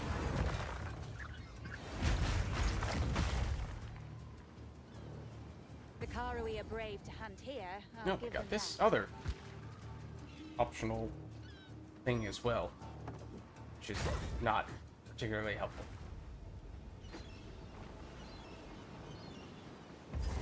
Is this the boss? Yes. Okay. Suppose, sure, we'll throw something on here. I mean, even strength is helpful, potentially, but thinking... crit is probably preferable. Oh, and then we have... Yeah, we should work towards this, right? Let me just double check. I'm pretty sure we were planning on taking that. Yeah. Rather than just take this guy who we may very well not want to use long term, we might as well take crit chance that actually does contribute toward reaching a notable that we would like to see longer term. Okay, so this is a potentially kind of nasty boss.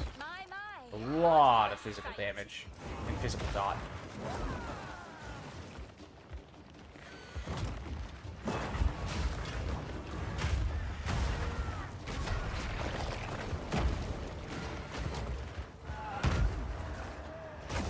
That can absolutely shred.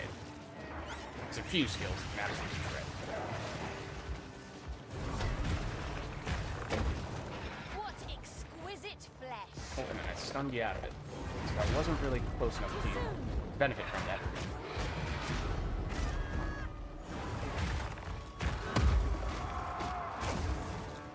What did that know that I did? Nope. Really want to be standing there. That is the one that absolutely... One shot is maybe not quite the right term, because it technically has a bazillion different hits in it, but I think you get what I mean.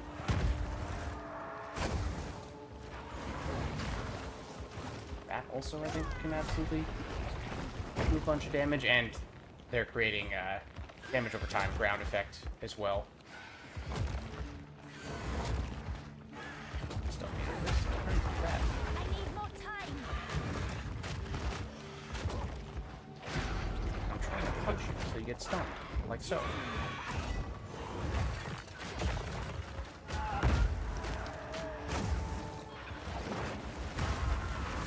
that was a bad place to stand.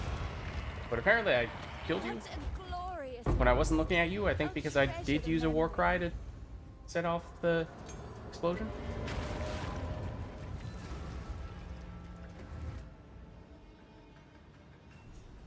This first exile. What? Are you saying? Not then we now. We must find the others. Make haste. Let me go through that. Fine. Alright, well, that is, fortunately, another boss who we can quickly break the face of, as we were planning to do. So that works well. How can I be of This is my here for a day. Here's what I've got. I guess, technically. Come back soon. Efficiency! Oh, If I have, no. I suppose it's a day. What's that? One. I'll hold on. Farewell.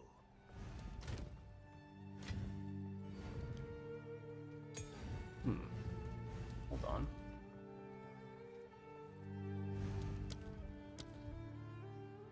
Oh. Sure. It has been quite helpful for us, so why not? Once we take this, we'll theoretically have a lot more spirit to work with. So we will at some points be interested in adding some additional spirit skills and or support gems on those spirit skills, some of which of course can increase the spirit cost. Good day. Okay, so now I'm thinking we probably go here next. I feel like that's usually one of the ones you do early. That obviously has to be late. Has to be very late. Could do this, yes, but generally prefer to delay this one. This one really isn't that important in the grand scheme of things. Half sail! I don't think. Really? Okay. We've arrived. Land ahoy. We've arrived. We shouldn't be here. This place... Ignore you once again.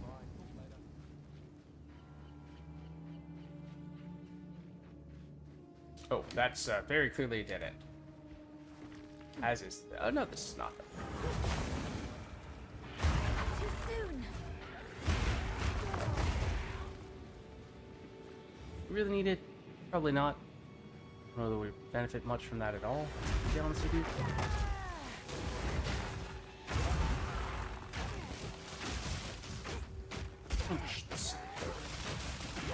Oh! None can oppose me. Accidentally stumble across this while we're at it. Sure. We'll take it. Does this actually open up to other stuff? Oh, it does. I didn't remember this. Alright. Apparently that's a thing.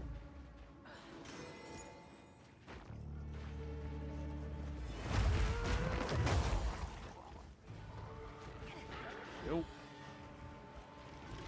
Is this the zone that has that optional little spot where the ship blows up after a few seconds, or is that the next area? Is that it right here?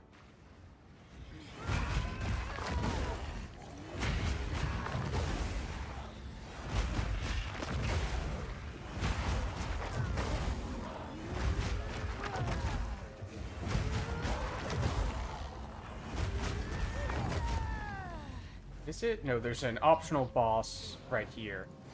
It's technically a rare, not a unique, and therefore it doesn't count as someone whose face we can break. Is that correct? Yeah, unfortunately. I guess it's kind of a waste of time, grand scheme of things.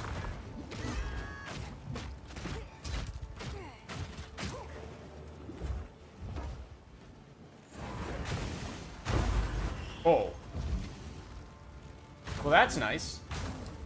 Well, although our crit chance may not be that high yet, our crit damage may already be pretty decent. So I'm pretty sure what just happened there was we did in fact land a crit. Because that was seemingly far more damage than we were usually doing. Try that again. A little bit better. So hopefully that's a little bit of foreshadowing of what we would like to see happening more often once the crit does start to add up a bit more. Cannot see. I thought there was oh no, I really thought there was a little cave entrance there, but apparently not. Okay, anyways. Onward we go. And again, I don't think the essence really does much good here, to be honest. The boss in this area is going to be cold damage, right? A lot of the bosses are in and around here are going to be cold damage. Wouldn't be the end of the world if we could squeeze out a little bit more cold res. What just happened to that dude? It's on the ground, then he wasn't on the ground. Kind of just couldn't make up his mind. Kind of like how our character couldn't make up her mind as to whether she wanted to actually do Stampede there or not. Stun may have been involved. Is the ship that it's... Yeah, this is the ship that... Oh no, this is the ship that has enemies swarm us once we take the loot. It is the next area where the ship explodes.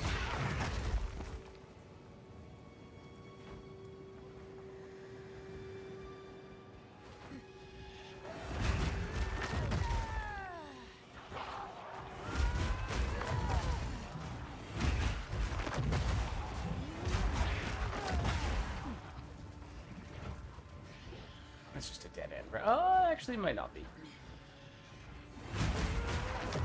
It's another area that is, of course, by and large, just a circle. I don't actually remember, yeah, if there's any reason to spend much time in the not-so-circly parts.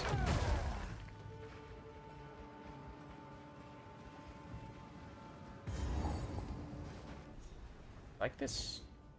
That might have technically just been the end of the circle. Okay, so... Stop. Don't come near the circle. There's only one boss in this zone who's going to count for base-breaking purposes, right? I'll stay with Please hurry. The initial one, not the follow-up one, I think. Kinda interested to see. The second one doesn't show up on the mini-map. That seems to be two requirements for it to count. Seem to be the enemy must be unique, not rare, and it must show up on the world map. Oh yeah, not mini map, world map. So there are some enemies that show up on the world map as if they're really big, despite only being rares. We've seen that those do not count.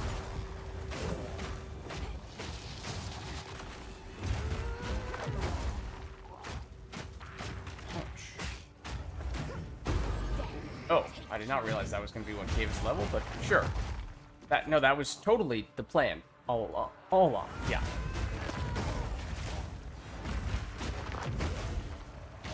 Come on, Stick. Cooperate. Work with me here.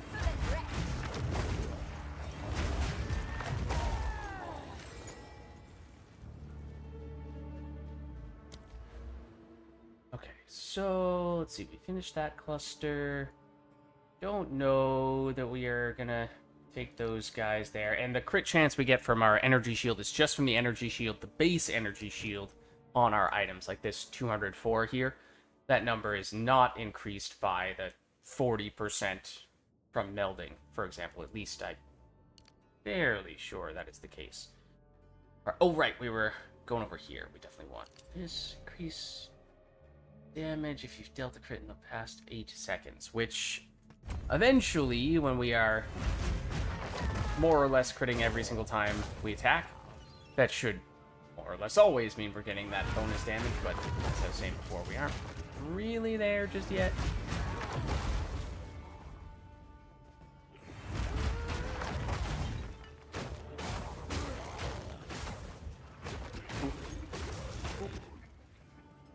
Blow up. Nope. Fine. Have it your way.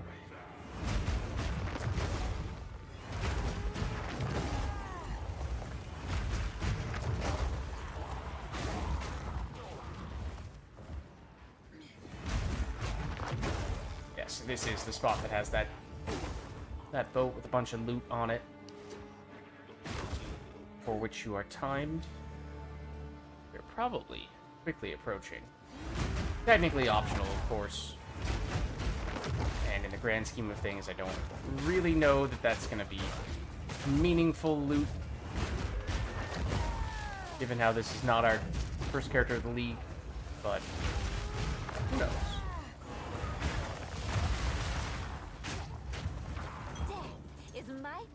Do we have a high enough level to use the next tier of class? I don't think so. Gargantuan is the one we're using right now, isn't it?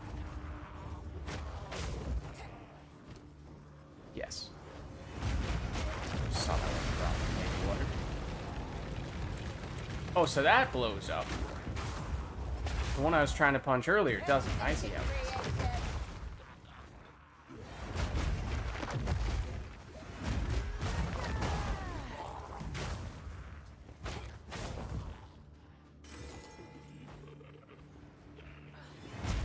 Admittedly have finished a loop here, but it's not the worst thing for experience purposes, which again, at this point we've made more of an effort today of going slower, hitting more enemies, and therefore catching up a little bit level-wise relative to the zone level. We might be caught up at this point. No, we are still 3 behind.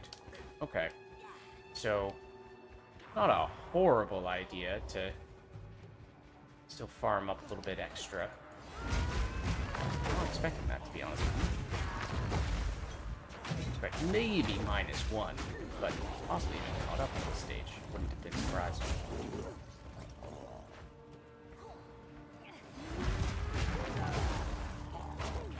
But that's why we checked.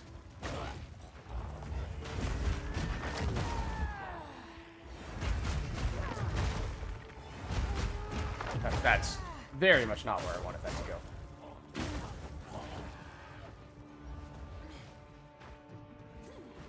Come on. Please don't trip over every possible little piece of rubble.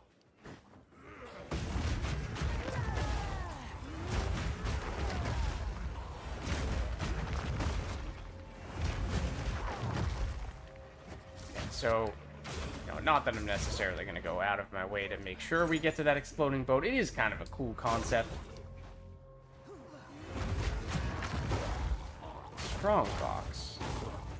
Yeah, that does mean more XP potential, of course.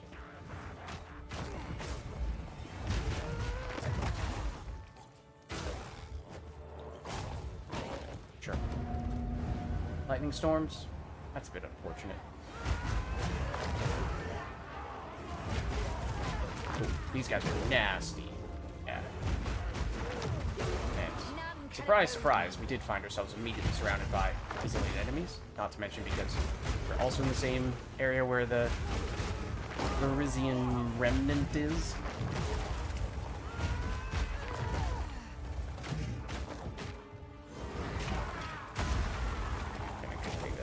Could even proactively drop that, I guess. Let's go with a bunch of cold damage.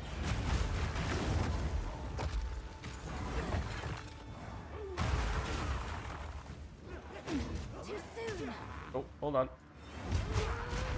Press the wrong button. Excuse me, please do not stun me right as I'm about to do the finishing hit of Stampede. It does make the Stampede feel significantly less impactful. And therefore I do not appreciate it. Too soon. Ooh, yep, that's what I meant when I said they're gonna do a lot of cold damage.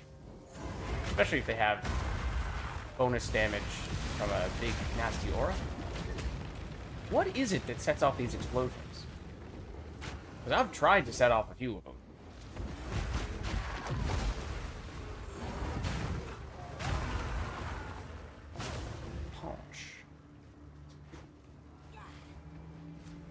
These lightning bolts. Oh, that was a heavy stun. Yeah, that was bad. That was very bad. I'm actually shocked in more ways than one. I was shocked on the character. I was also very shocked that that did not kill us. Being shocked and heavy stunned simultaneously. Yeah, no, that obviously doesn't give us much meaningful stuff there, other than more enemies to fight. There are always more enemies. And thus, this is why we've not necessarily made a point of stopping to do any of those types of encounters. Oh, that's... I really thought that was a little peninsula we could go out on. I was mistaken. This is the boss, though. Hello, sir. What is our cold res, out of curiosity? It's precisely 0%. Wonderful. I assume this guy is cold damage, right? Surely. Why? It was not close enough for this to take me long. One moment, please. All the time in trouble. Hold on. Let's try this again. Throw the hammer. We do this. There we go.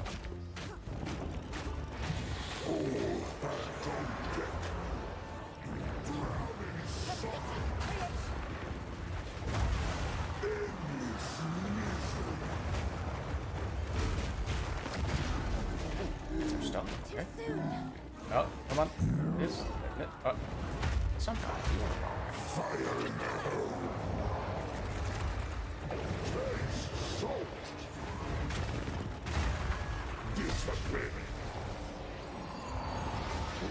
Don't get hit by that. Generally speaking, not a good idea. Nope. Not so fast. Or you did still summon a fair number of enemies? Well, some. A non-zero amount.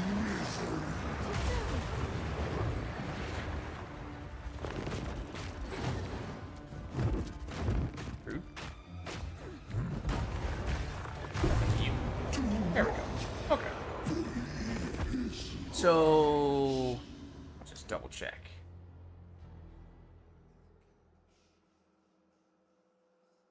There's the... I guess it doesn't even show up on the minimap, the explodey boat. But I guess that's the only other thing in this area that we missed. Obviously, there's the other fight. Oh, okay. Here's what I want to check, though. So, theoretically, we just got bonus damage from defeating that boss on Facebreaker. So, 154 to 195. Let's make mental note of that. We can theoretically look back at the VOD and see when we take down the next boss. I don't think that number is going to go up, even though it will be technically a non-optional, unique boss from the campaign, but we shall see. 154, 195. my boy. It's been so long. I don't. Oh, we still need to do. Hold on. Don't we need to go back to town first? I forgot about that.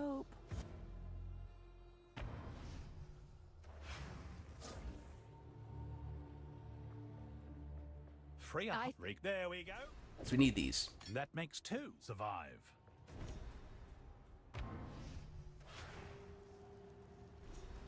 Yeah, we're 3, about to be 2 under. You have farewell. Do we have to do all of them individually, or is that enough? That's enough. Okay. Well, we actually might level just from the basic enemies that spawn in first. Do they spawn in first, or does it go straight to... It's not quite straight to Phobia. Okay. This might not be... it's gonna be close. There we go. What? Excuse me, one moment, Omniphobia. I actually just got a level, thank you very much, and therefore I would like to quickly allocate some skill points here. We can use to get an additional 10% crit chance. Thank you.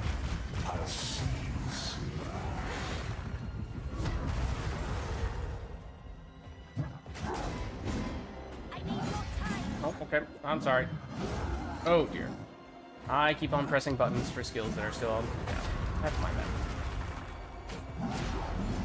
Here's our stuff.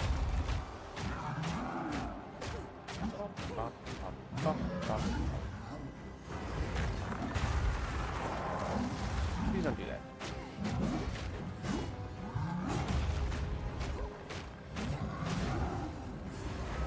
Please instead get by that and get heavy stuff.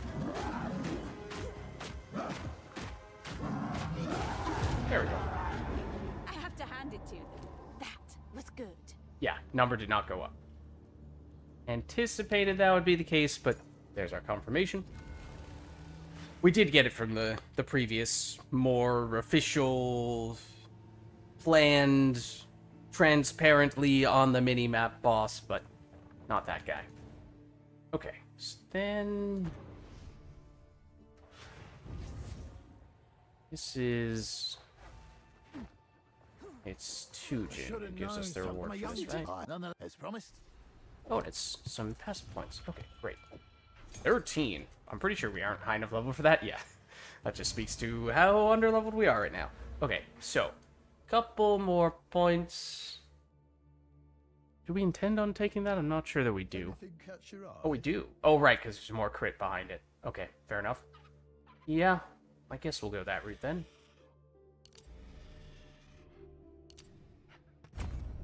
Okay, that makes us a little bit quicker. Certainly not bad. Okay, so then let's see. Done this island. I was thinking probably this next, in all likelihood. Yeah? Go that route.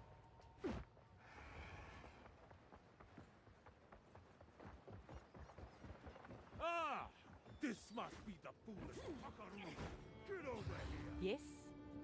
Where to? Okay, so let's over here. Down the hatches. We've arrived.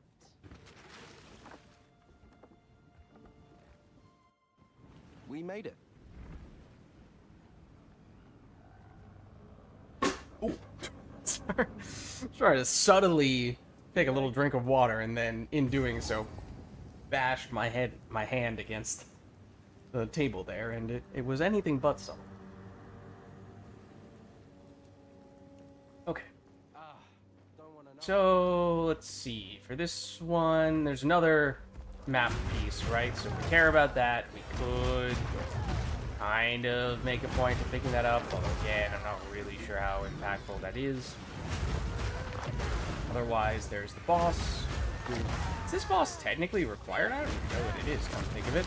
But we definitely would like to fight it, because it is unique.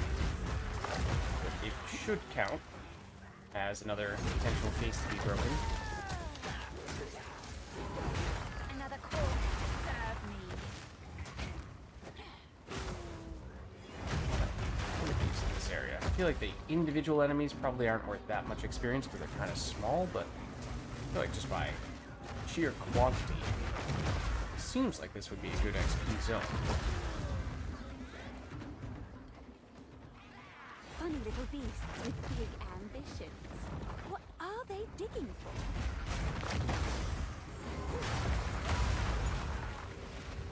for? Ooh, you are a rare. I was like, that dude looks a little bigger than the other guys.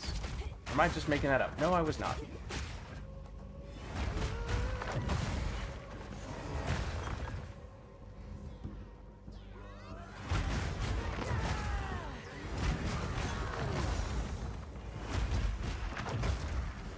Another rare. Over there.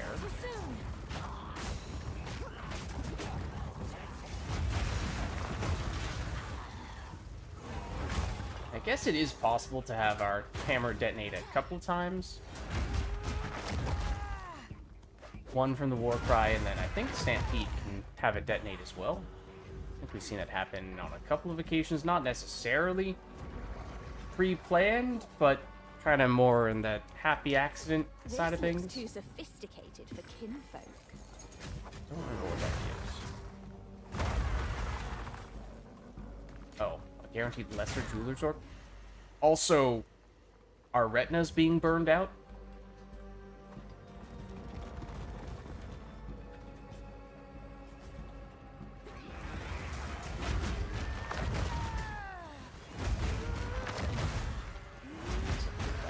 I would like to make more of a point of taking these guys out. Too soon.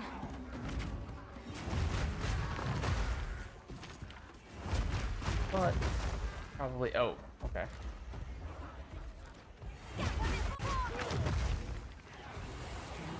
We're not that far from the boss.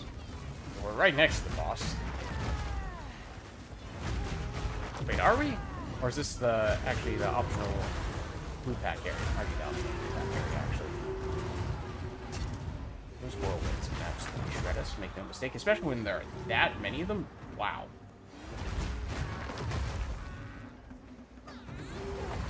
Do you have an enemy to possess there? Or is that just the basic blue pack enemies? It might just have been the basic blue pack enemies. Wow. Yeah. See, this is the one of the optional areas. Really don't need to do here, I don't think. Saw the little cage around them, the wall structure, and thought, oh, that's the boss arena. Not exactly. It's the other one that is They cage what they fear. functionally quite similar. I don't remember. Do they give guaranteed skill gem drops, I think? Not really something we need right now.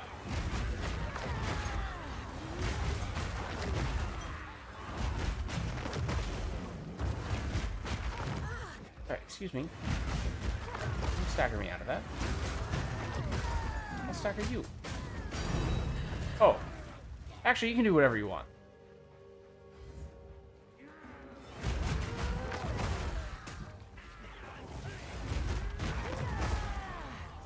That's the exit.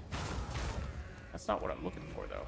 I feel like this layout is quite different from what I was expecting. Or I just severely underestimated where the edge of the map was, and I thought I was going along the perimeter, when in fact I was more or less going through the middle. Getting the sense that may have been the case. Oh, I always think of the boss arena as being in the sort of upper and to an extent left hand corner.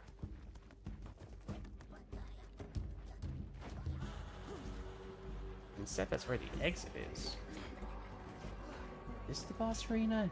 Here's the boss arena. It's just not quite as left as I expected it to be. Okay, so this guy should count as an enemy whose face can be broken. Therefore, someone who can use as a means to increase our damage.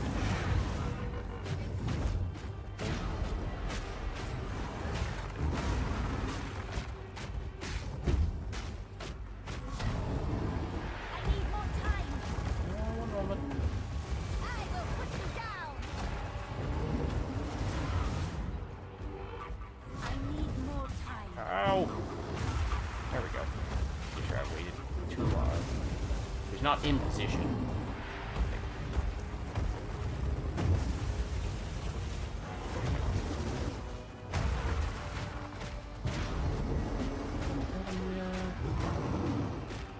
Punch ya. That's not the right order. Some of that. Some of that.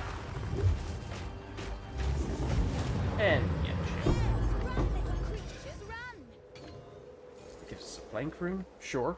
I did not remember that. What I did remember, though, was that I thought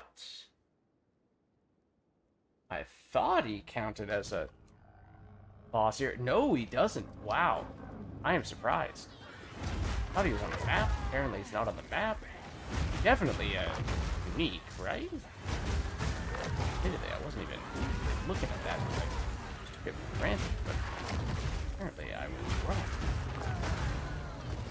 He's wrong about him counting. Okay, right. The exit is further left than I expected. Stop going in the direction that I expected it to be. Instead, go in the direction that we know it to be. He even has his own unique symbol? No other boss shares? He gets all the special treatment in this way, and yet he does not count as a boss whose face can be broken.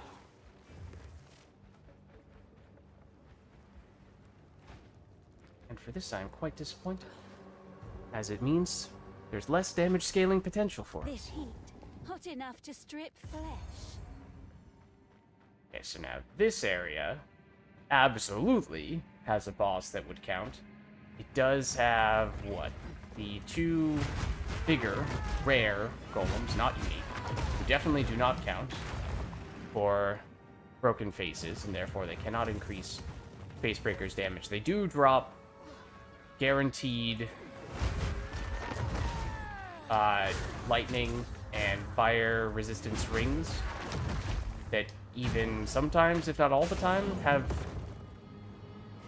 immediately already applied additional fire and lightning quality. Sometimes they can be pretty decent. This might even be the encounter right here. No? Yes, yes it is. So technically this is optional, and there's a chance we don't really stand to benefit from it all that much, but I guess we're here, so we'll do it. Doing the war cry when I'm not close enough to actually implode the hammer.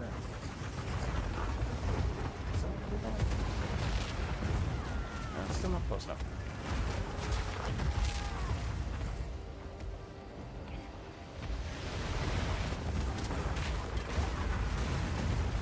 Ow. And obviously these guys do a lot of elemental damage, and our resistances are not amazing. It might have heavy stunned one of them, and I might not have capitalized on it. Oh, yeah. Oh, wow. Okay. I think, again, they've gotten a somewhat lucky crit. Oh, we got both of them with that? Okay. When the crits do land, the damage does work quite well.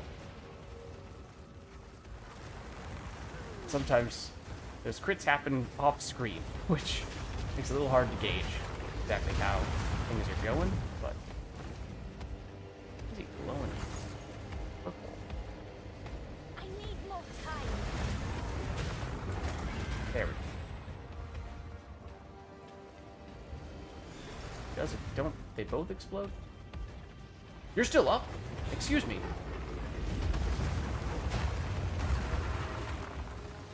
Surely now. There we go. Oh, is it only the one that you take down last who gives you the special ring? Not the one that goes down first? You got the ruby ring, and yeah, it has 10% fire modifier quality. Which, you know, obviously if you throw catalysts on, you could just do that yourself in whatever quantity and variety you'd like. But kind of nice, oftentimes. It's certainly, at least for your first character, where you may very well be hard-pressed for resistances and rather limited when it comes to resources. Now, I think we're pretty much just going straight to boss fight. Is there another treasure map piece here? There may very well be.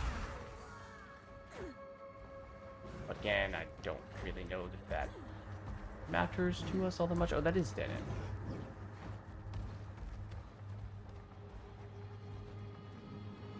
Oh, I did level. Okay, so we're looking for more crit damage. How much crit damage do we have?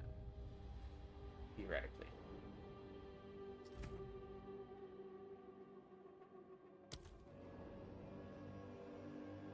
Not that big right now, to be honest.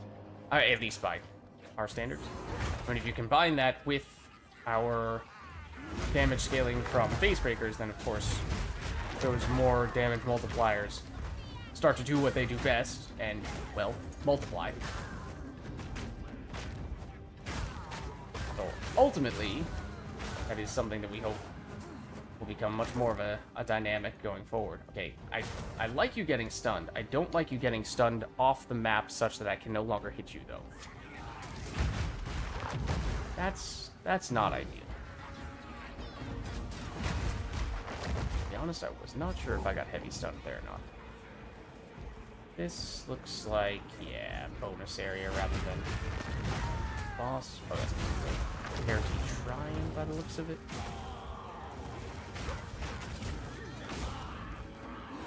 They don't attack. How Could strange. use to Seems they don't power want up to for the boss. If we knew where the boss was already, that would be quite nice. Unfortunately, we don't.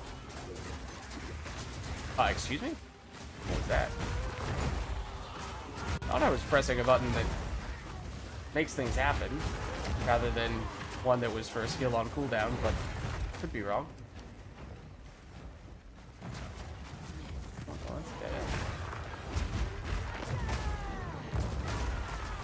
I need more time. So I doubt we're going to build this shrine. We are absolutely not going to have this shrine by the time we hit the boss fight. Would have been nice, but oh well.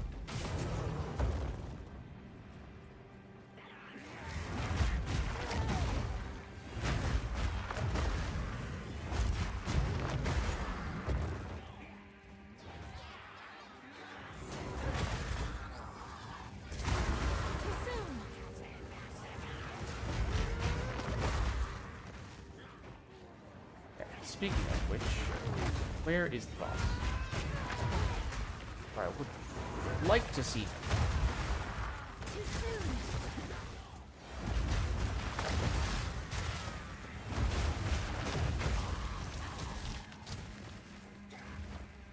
You're the rare. None can That's oppose okay, we me. can deal with you.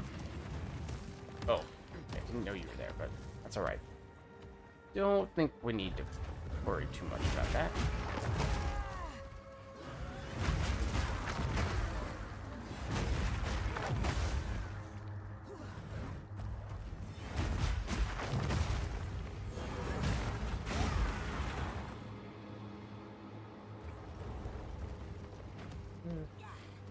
Rare golem. Is this a dead end though?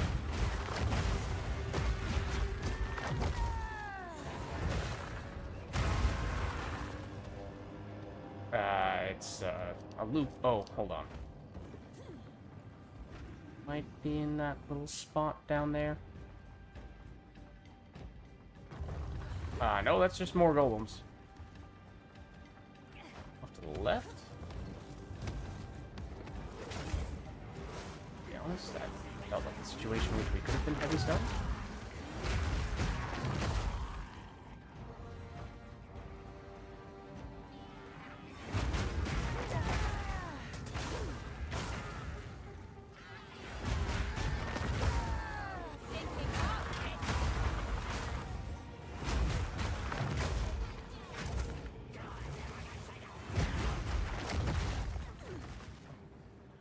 Here. More blue packs. certainly helped with getting more XP. Number of enemies we fought around here. Then again, doesn't feel like it's been most efficient since there's been a lot of backtracking. This definitely did it. Let's get our 28 gold out of it, though.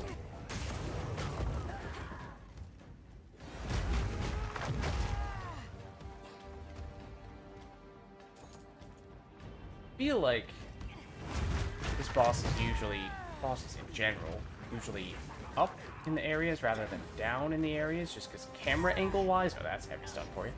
Camera angle wise, that kind of makes it easier for the player to see the mechanics, so I feel like this is it. Yeah, this is definitely it, right? Here we go. Do not bring soul fight. We not bring soul Like fight. your lair. Shame about the occupant. This guy can be annoying. Let's see how it's really bad.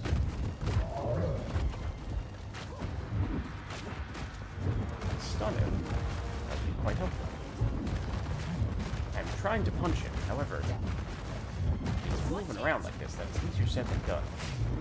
Also, this phase is way longer than I thought it was. So, admittedly, I thought that was going to be easier to do. I thought that was going to be much briefer, and we weren't going to have to face tank nearly as much.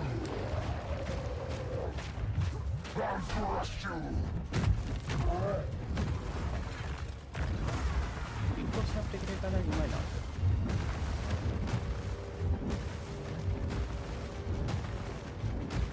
Also, the longer this fight goes, the more of those he does, right? Therefore, in many ways, the more powerful he becomes. Oops.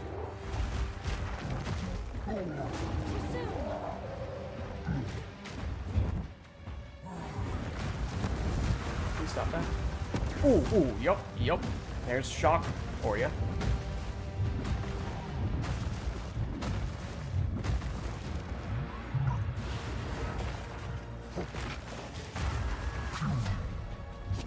Oh, do that.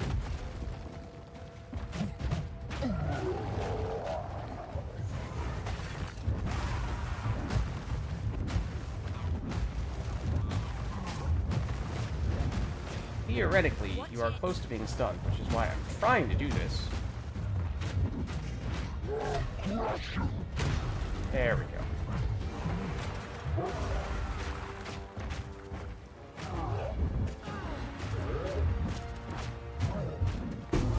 Okay. I haven't seen that spear. What is that one? Intellect always trumps mindless brawn.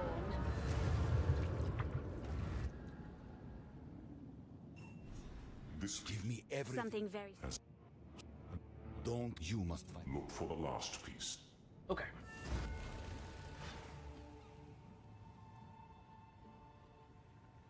Head on back. Yeah, wait. Oh. Okay, so this guy, that is the face for that enemy that we did fight and defeat, but his face is not checked off, and our bonus damage did not apply, I don't think. We did just get some from the enemy we just defeated, but I'm hoping that that will sort of correct itself at some point. That has happened in the past at times for a while for some other just random bosses. Like I remember in Act 3, this guy, no, not that guy, this guy oftentimes did not get properly checked off until random points later in time, or potentially maybe even required you to go back to fight him. But I'm wondering if that's what's happening here with the, what's his name? Blind Beast or something like that? Yeah. So we absolutely did fight that guy. Not sure what exactly to make of that. And it'd be one thing if we got the bonus damage here, but it didn't show up on the minimap. It doesn't show up on the minimap, and we didn't get the bonus damage. So It's not just a UI thing, there is a functional effect on our character. So that's unfortunate. At first I thought, oh... Well, at first I thought that the enemy was going to count as a face-breakable boss. And then, as I was saying, afterward, when we saw that our damage did not go up, I was like, huh, that's weird. I guess he isn't. But upon looking at the world map, he has the little circle around his name, which suggests he should count, but he just isn't checked off for whatever reason. Welcome. That's a strange one. How can I be of it?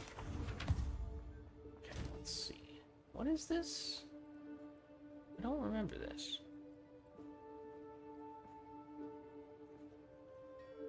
Huh. A little bit of a combination of bleed and ignite. That's kind of cool. Is this any good? Actually, not bad. We should add flat damage as well. I mean, theoretically has room. If it were to also have flat fire damage, that'd be a quite nice leveling ring. It already is in many ways. But a little lacking in the damage department. Unfortunately.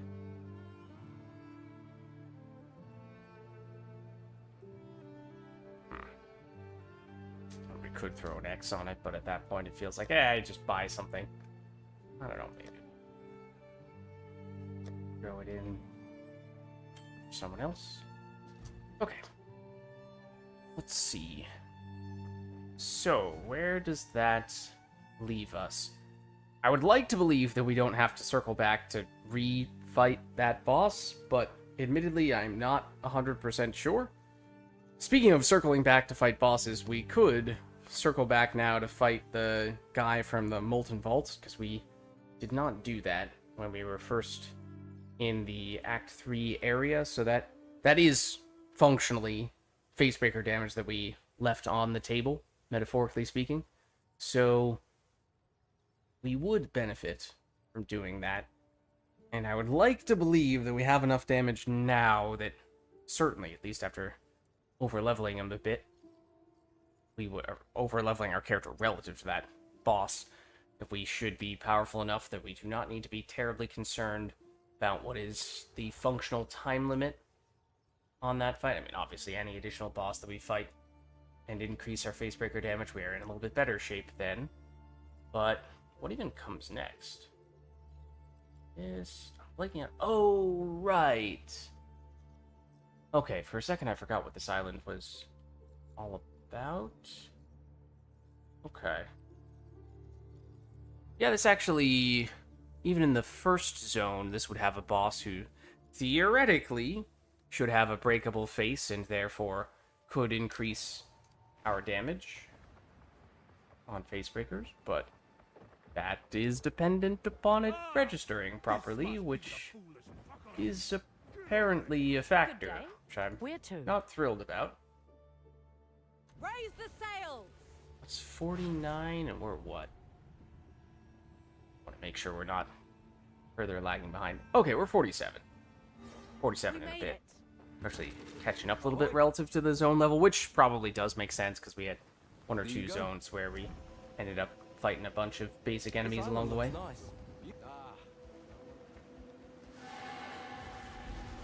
Oh, why did my character just freeze there? Oh, that makes a lot of sense as to why I froze there, but I don't think I got frozen for that. Maybe this is a situation where we do this. Probably the smart thing to do. It's that.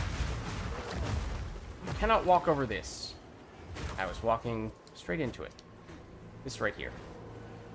So I was just right in... Oh, hold on. Sure. Let you possess stuff. Standing right in front of that little spot. Saying to myself, why is my character not moving? And eating a bunch of barrages in the process.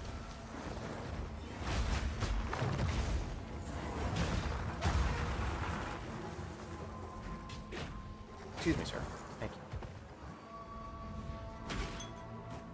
I wish we got overkill damage on the pots and pans. Oh, there's our zest dude.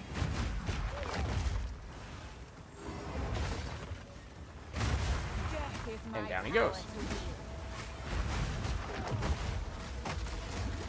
Ow. Again, the freezes, and I think a lot of that may have to do with our cold resistance right now, or more like lack thereof. Probably worth double checking, but it may be 0, it may be in the negative right now, even. It is precisely 0. So that is very likely the reason why the enemies are freezing us so quickly here.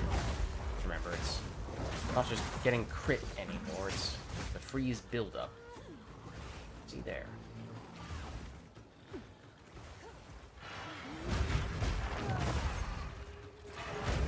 I kind of forgot about those guys. Maybe that just comes with the territory of being invisible. And this zone, what, has another one of the torn maps, right? Something tore through. Wonder if it's still close.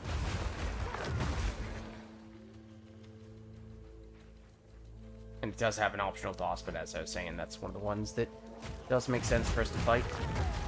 It should qualify as something that can give us additional damage.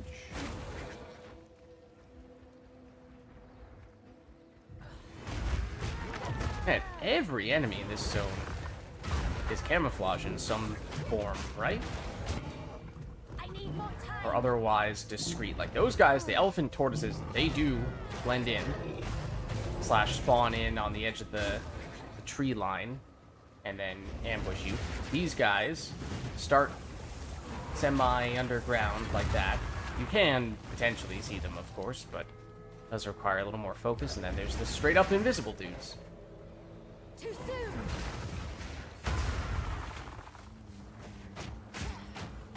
Death is my power to wield. Oh, we're right here. Okay. I don't know what type of damage that boss does. It's probably mostly physical, but it might be partially cold damage, which does make me a little concerned. We do have, I believe, a charm for cold resistance, which I suppose helps a little bit. Here's the map of these. Did I get the checkpoint for that optional boss? I should have. Hopefully I did. Yeah, okay. So maybe we'll just, now that we're headed in this direction, just maybe find the exit and briefly poke our head into the next zone to pick up the waypoint, and then we'll circle back. We do want to fight that boss. Although at this rate, we may just end up approaching the arena from the other side, because I do believe it is approachable from two directions.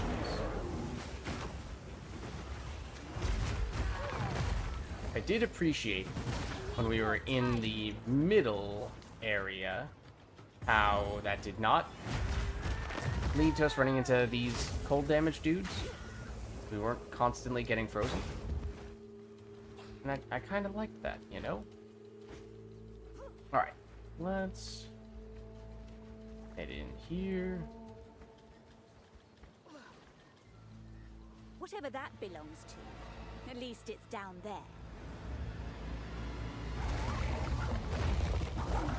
Or not. Hello. Oh, I should have done that. Right, it takes forever to pop up in a space where you can actually hit him. Although that actually did.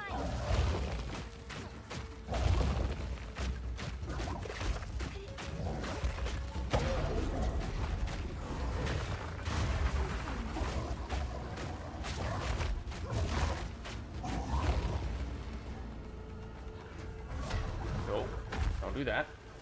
About to hit you with another round of the hammer, and what's not.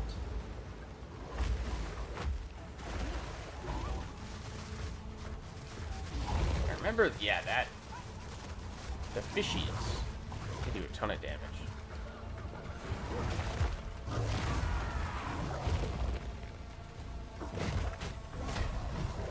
Stop doing that. And sometimes he just goes crazy. Just keeps on diving under repeatedly, which makes it kind of difficult to hit him.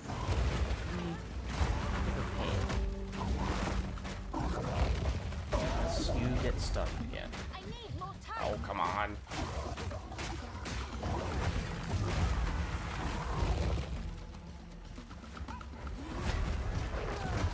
Okay, fine. Have it your way.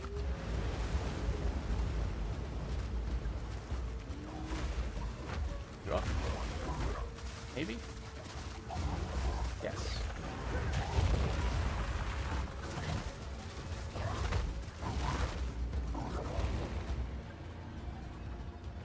Too soon. Too soon, she says. Agree to disagree. There we go. Almost a pity I had to kill it. I'm not actually sure what that does. Okay. Oh, that's actually the next tier flask, for whatever it's worth. I mean, I'm sure we have plenty in our stash, so probably fine, but... Okay. So that's a level. It's also more damage on face breakers, again, assuming that it actually registered. Okay, I don't think we intended to go there. No. Okay. So, it may be more travel in that case.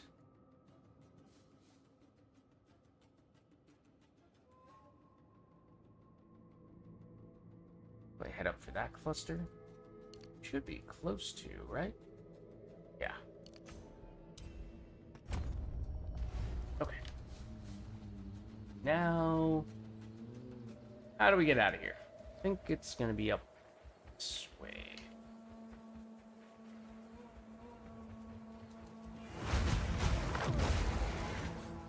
So fast, invisidudes. Not so invisible after all, are we?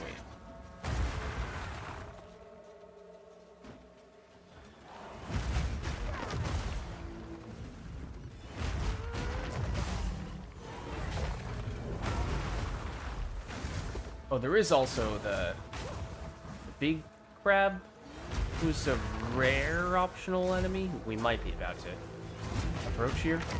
That one would not count for face breaker purposes.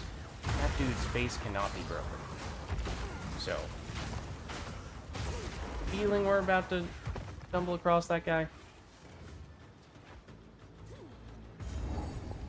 Or the exit, which is more so what I'm looking for. Okay, definitely cold damage here. So, again, My coven calls to you. not just in the boss fight, but in the basic enemies leading up to it. Wouldn't be a horrible thing if we managed to take a little more resistance.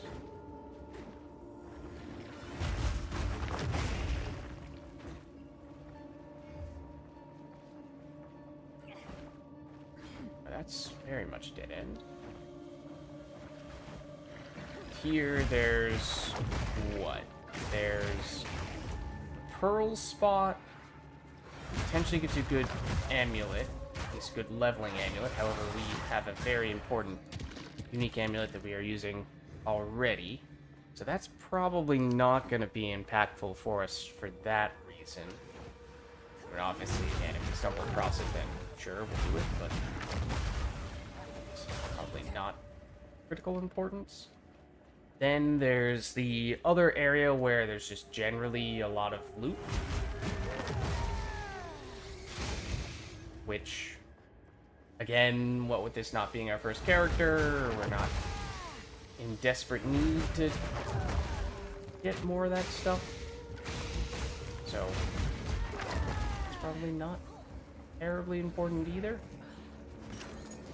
So, with all that being said, it needs to be made for just saying, more or less go straight to the boss.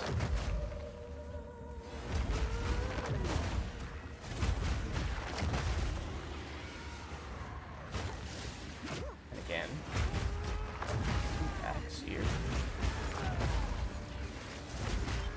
If they don't kill us, would give decent XP.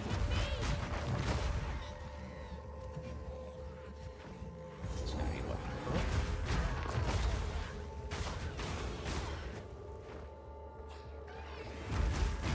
random checkpoint?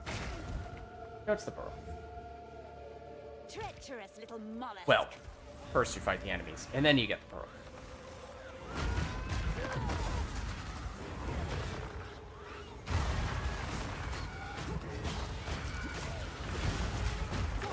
Is my power to wield.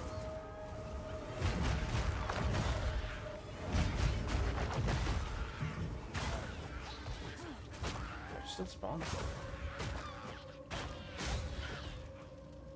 There. Not to my tastes.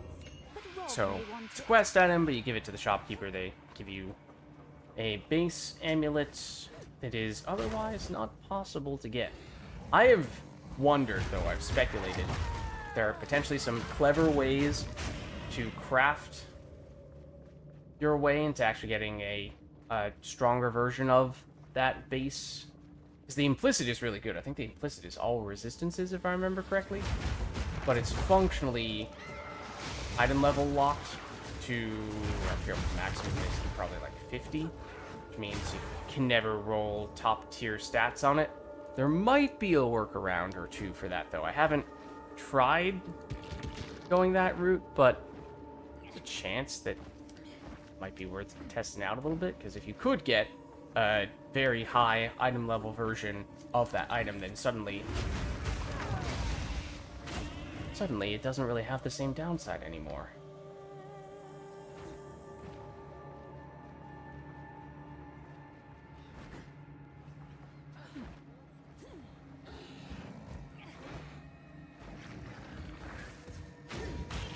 Oh. If I were really trying to get everything, I would be making a point of going around the perimeter, which I guess I still am to an extent, but...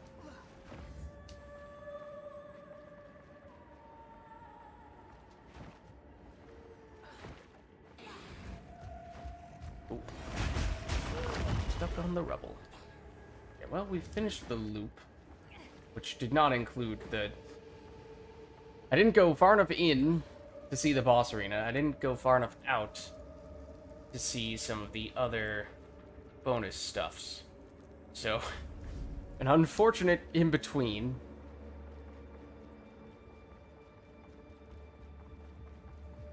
Go in here for the shitty They've boss. been petrified. Yep.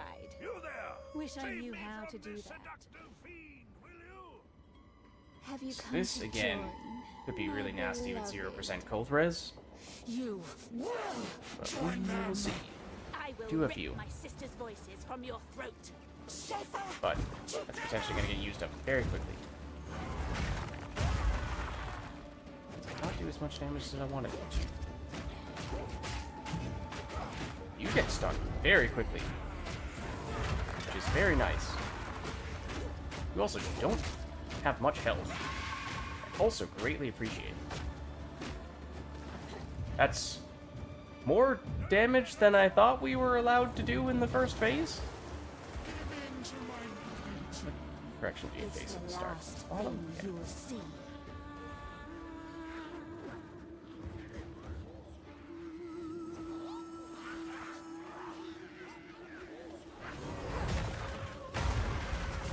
Oh, don't do that.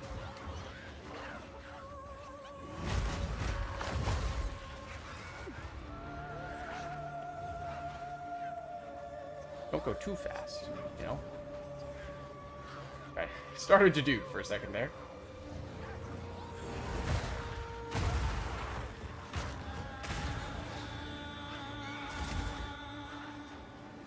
I need more time. Oh, still need more time? Really? There we go.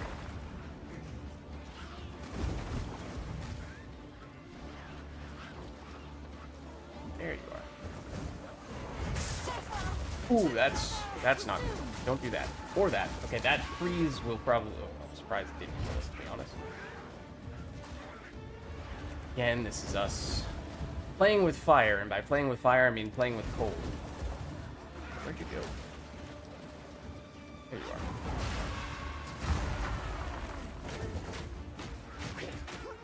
Oh, we are out of life flasks, he says as he dies. Unsurprisingly. So yeah, damage, not a problem.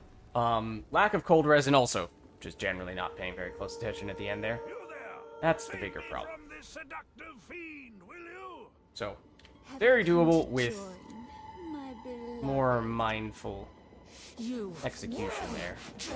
But also, I will rip my sister's voices from your could make this far, far more straightforward for us if we were to just throw on even a single cold res ring.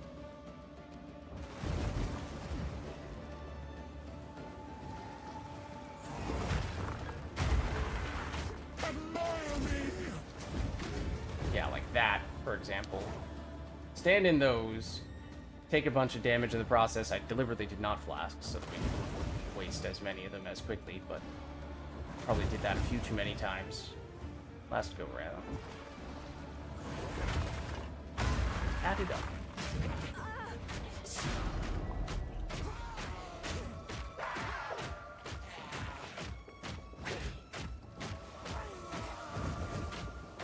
What is the threshold for her to phase? Is it a third health? I thought it was before that. I thought she did this phase. If it's a third health remaining, then does she only do this once? Because I thought she did it twice in the campaign.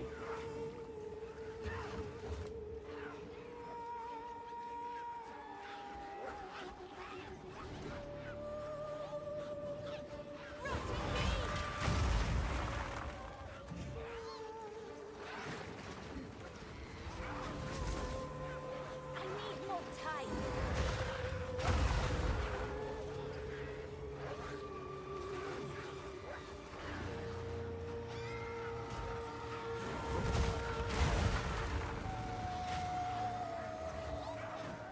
Come on. There you spawn. Oh, well, don't do that. What is it? 3 times, right?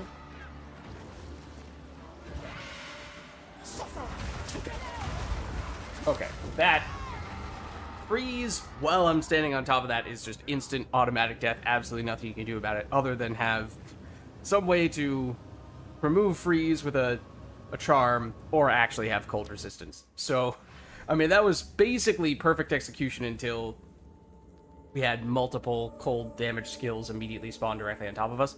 So, not really anything we could do about that other than, you know, actually do the responsible thing. So maybe we take the hint here. Done packing, Roach? Nice. Congratulations. Okay, let me actually be responsible here and throw on at least something that gives us some semblance of cold resistance. I think that's going to make a world of a difference.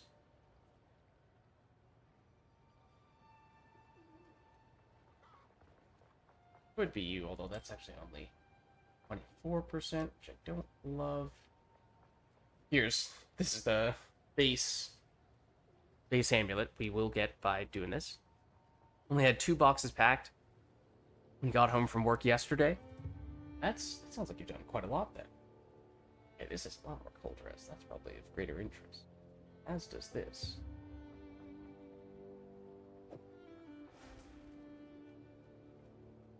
Sacrifice damage in all likelihood.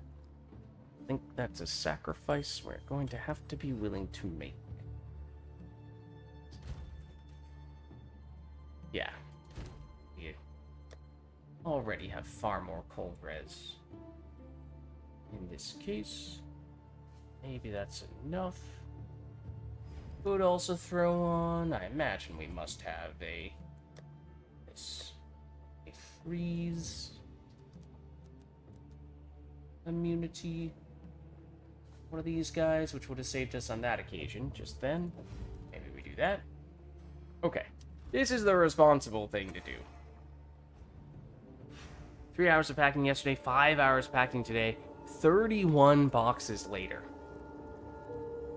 Congratulations, man.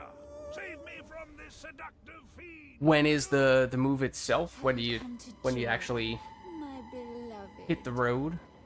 You. Well, join them. I will rip my sister's voices from your throat. Suffer. I need more time. Hoping our damage is that much worse than it was before. our resistance should be basically twice as well. Went from 0 to somewhere in the 40s. Tomorrow at noon, go to sign the lease at 1 and then start moving after that. Forever.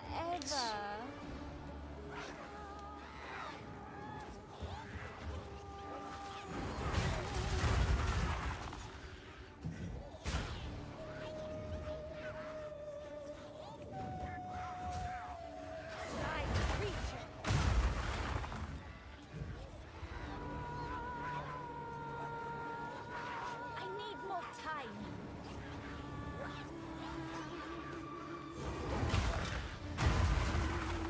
Ooh, we're actually catching up to me a bit here.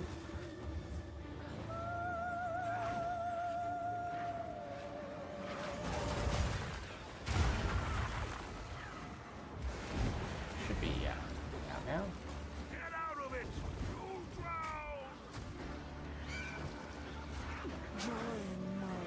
Hold on, doing big move of some variety. Not a great place to be standing. Wow. That's 1. There's 2, and we should be coming out here.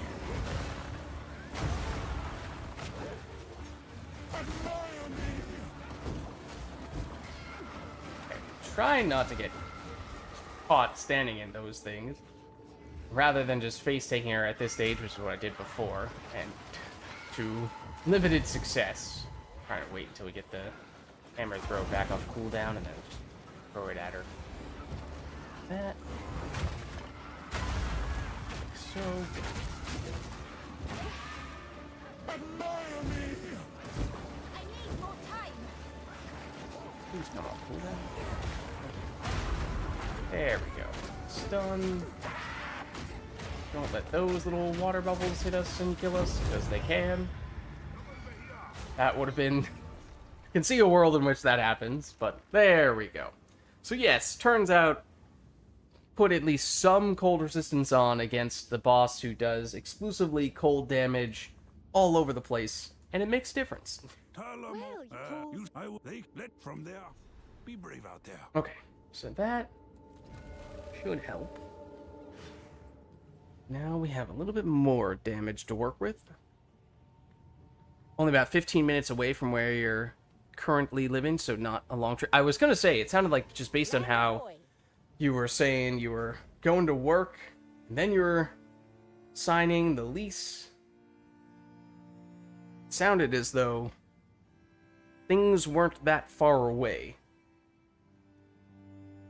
Which is it's nice in that at least it's, not much of a trek.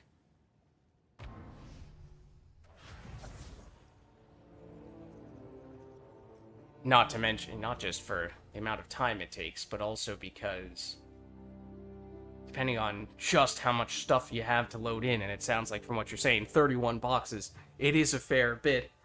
It can be, if you're going via car and you're just packing everything in there, then it's not always the easiest thing to see out of your car under those circumstances. Sometimes some of the windows are somewhat blocked, which is obviously not ideal. You need to be careful about that. But if you don't have to go too far, then that does mean that is more straightforward. I don't know that we really... There's 3. all that Go much, to make be some honest with you. legends. Welcome. Or this, Oh my. for that matter. Well, that's not just... Consider this fair enough. Quickly. Armor evasion fire res. Time is short. Make For an haste. armor evasion leveling character, it's not a horrible thing. Chuck it in here somewhere. Maybe even just throw it in here. Okay. So, then if we go here, we can at least turn in this, which might be necessary in order for it to count for Facebreaker tower building purposes. why don't we do that real quick? That might be the last thing we do, because it is getting quite late at this point. This must be the foolish Pakarui. Get over here. Talamoana, where to? Here. Belay that order! Right? Yeah. We made it. Land ahoy. I have a buddy with a truck and trailer who's gonna help you. There you go. That's another thing. They're polite to me here. If you're that close, then you can take multiple trips, which can make it much easier. But yeah, if you have a friend who's has much more ability to pack up a bunch of stuff and haul it around, then that's quite helpful as well. Hey, thought I'd seen. Till next time.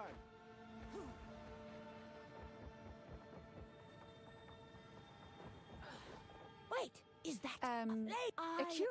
Please, oh, you have Tavakai can get.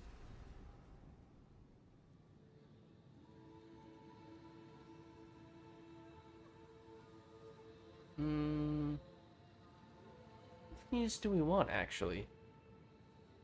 What did I say?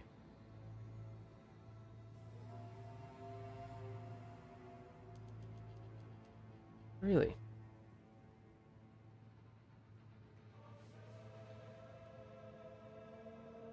Collection rating. We're not gonna have evasion, so it's mostly the faster start of energy shield recharge, which is gonna be applicable here. I don't know. I feel like, I mean, I may not have put much thought into that. I feel like that's gonna be better. Faster start of energy shield recharge is helpful, don't get me wrong. But I think just the effective life from increased energy shield is probably gonna be more impactful. Let's do that. Little Ford Fusion doesn't carry much. Yeah.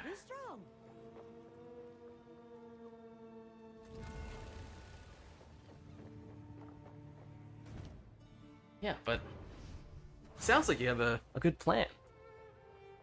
It sounds like you're in good shape. That's all very good to hear. I think we might go back to having no cold res just for the sake of damage scaling, even if it's kinda questionable long term. I actually kind of like that.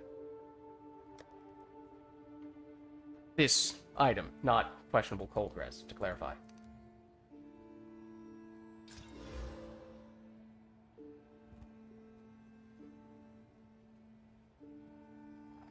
Yeah, no, probably better to take what your friend is offering. Take him up on that.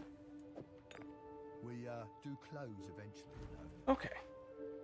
So, admittedly, I don't think I checked just before cashing in that quest item whether we'd already registered the additional damage from the shark boss or if it only counts once you get that quest reward, but either way, certainly at this point, it should be applying.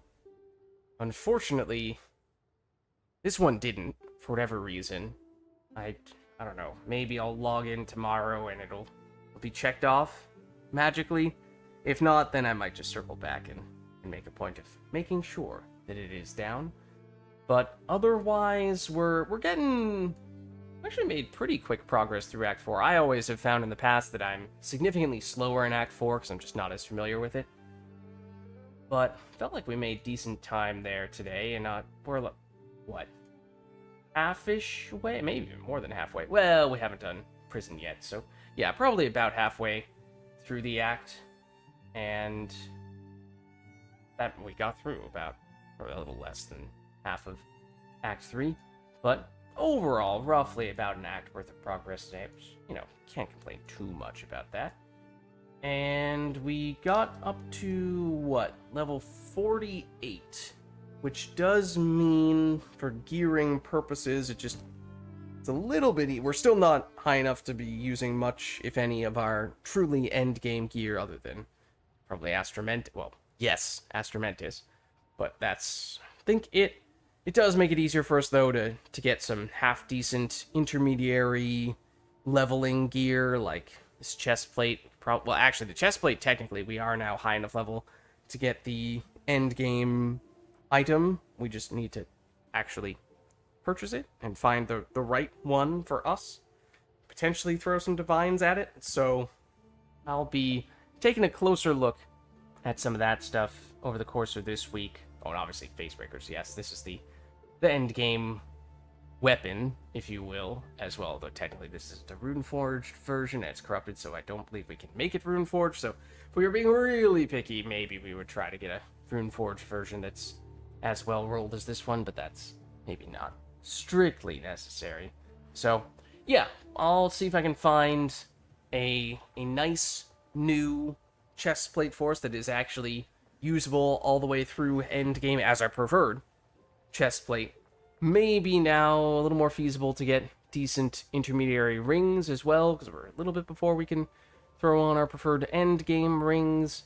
We do have an end game helmet, which is a long ways away, so I don't know if we're going to continue to use this guy, or we might need to throw something on with resistances and just sacrifice the additional strength and the damage that comes with it, and potentially likewise here, but alas, we will cross that bridge once we come to it. So, at least for tonight, I think it makes sense for us to wrap things up here. Have I ever heard of Worlds of Fun or Oceans of Fun? Is this like a phrase, or is this a place that we're talking about? Like, oh, I went to McDonald's today and got an amazing burger. It was Oceans of Fun. Are we talking about that, or are we talking about, like, Oceans of Fun is actually the name of a water park or something like that? Because if it's the latter, then no.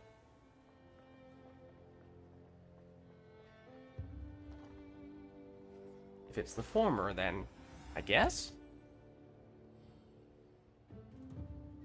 If theme parks in Kansas City... Okay, so it is a theme park. No, I've not heard of it. Maybe somewhat unique to the Kansas City area? Roller coasters, oh, one is roller coasters, one's water slides. Okay, gotcha. Yeah, like,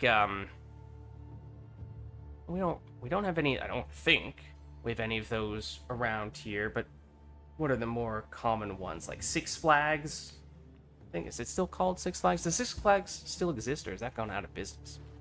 I don't know. It's been a long time since I've been to any amusement park. Six Flags. It's the largest regional theme park company in the world. Oh, okay. So, maybe people are generally familiar with Six Flags in that case. Yeah, that's the one that's probably most common around here. And so, yeah, that's a theme park that has roller coasters, other types of thrill rides, and then sometimes, oftentimes, they have a little area, at least, that's sort of a dedicated water park of sorts. Although, yeah, sometimes there are other places that sort of specialize in being exclusively about the water park stuff. Six Flags as well, but it's far for you. Yeah. Okay, but I get what you mean then.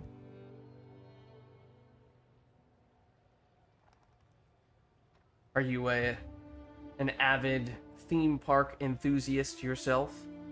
Are you a roller coaster tycoon pro? Okay, those are two different things. One is IRL, the other is not. But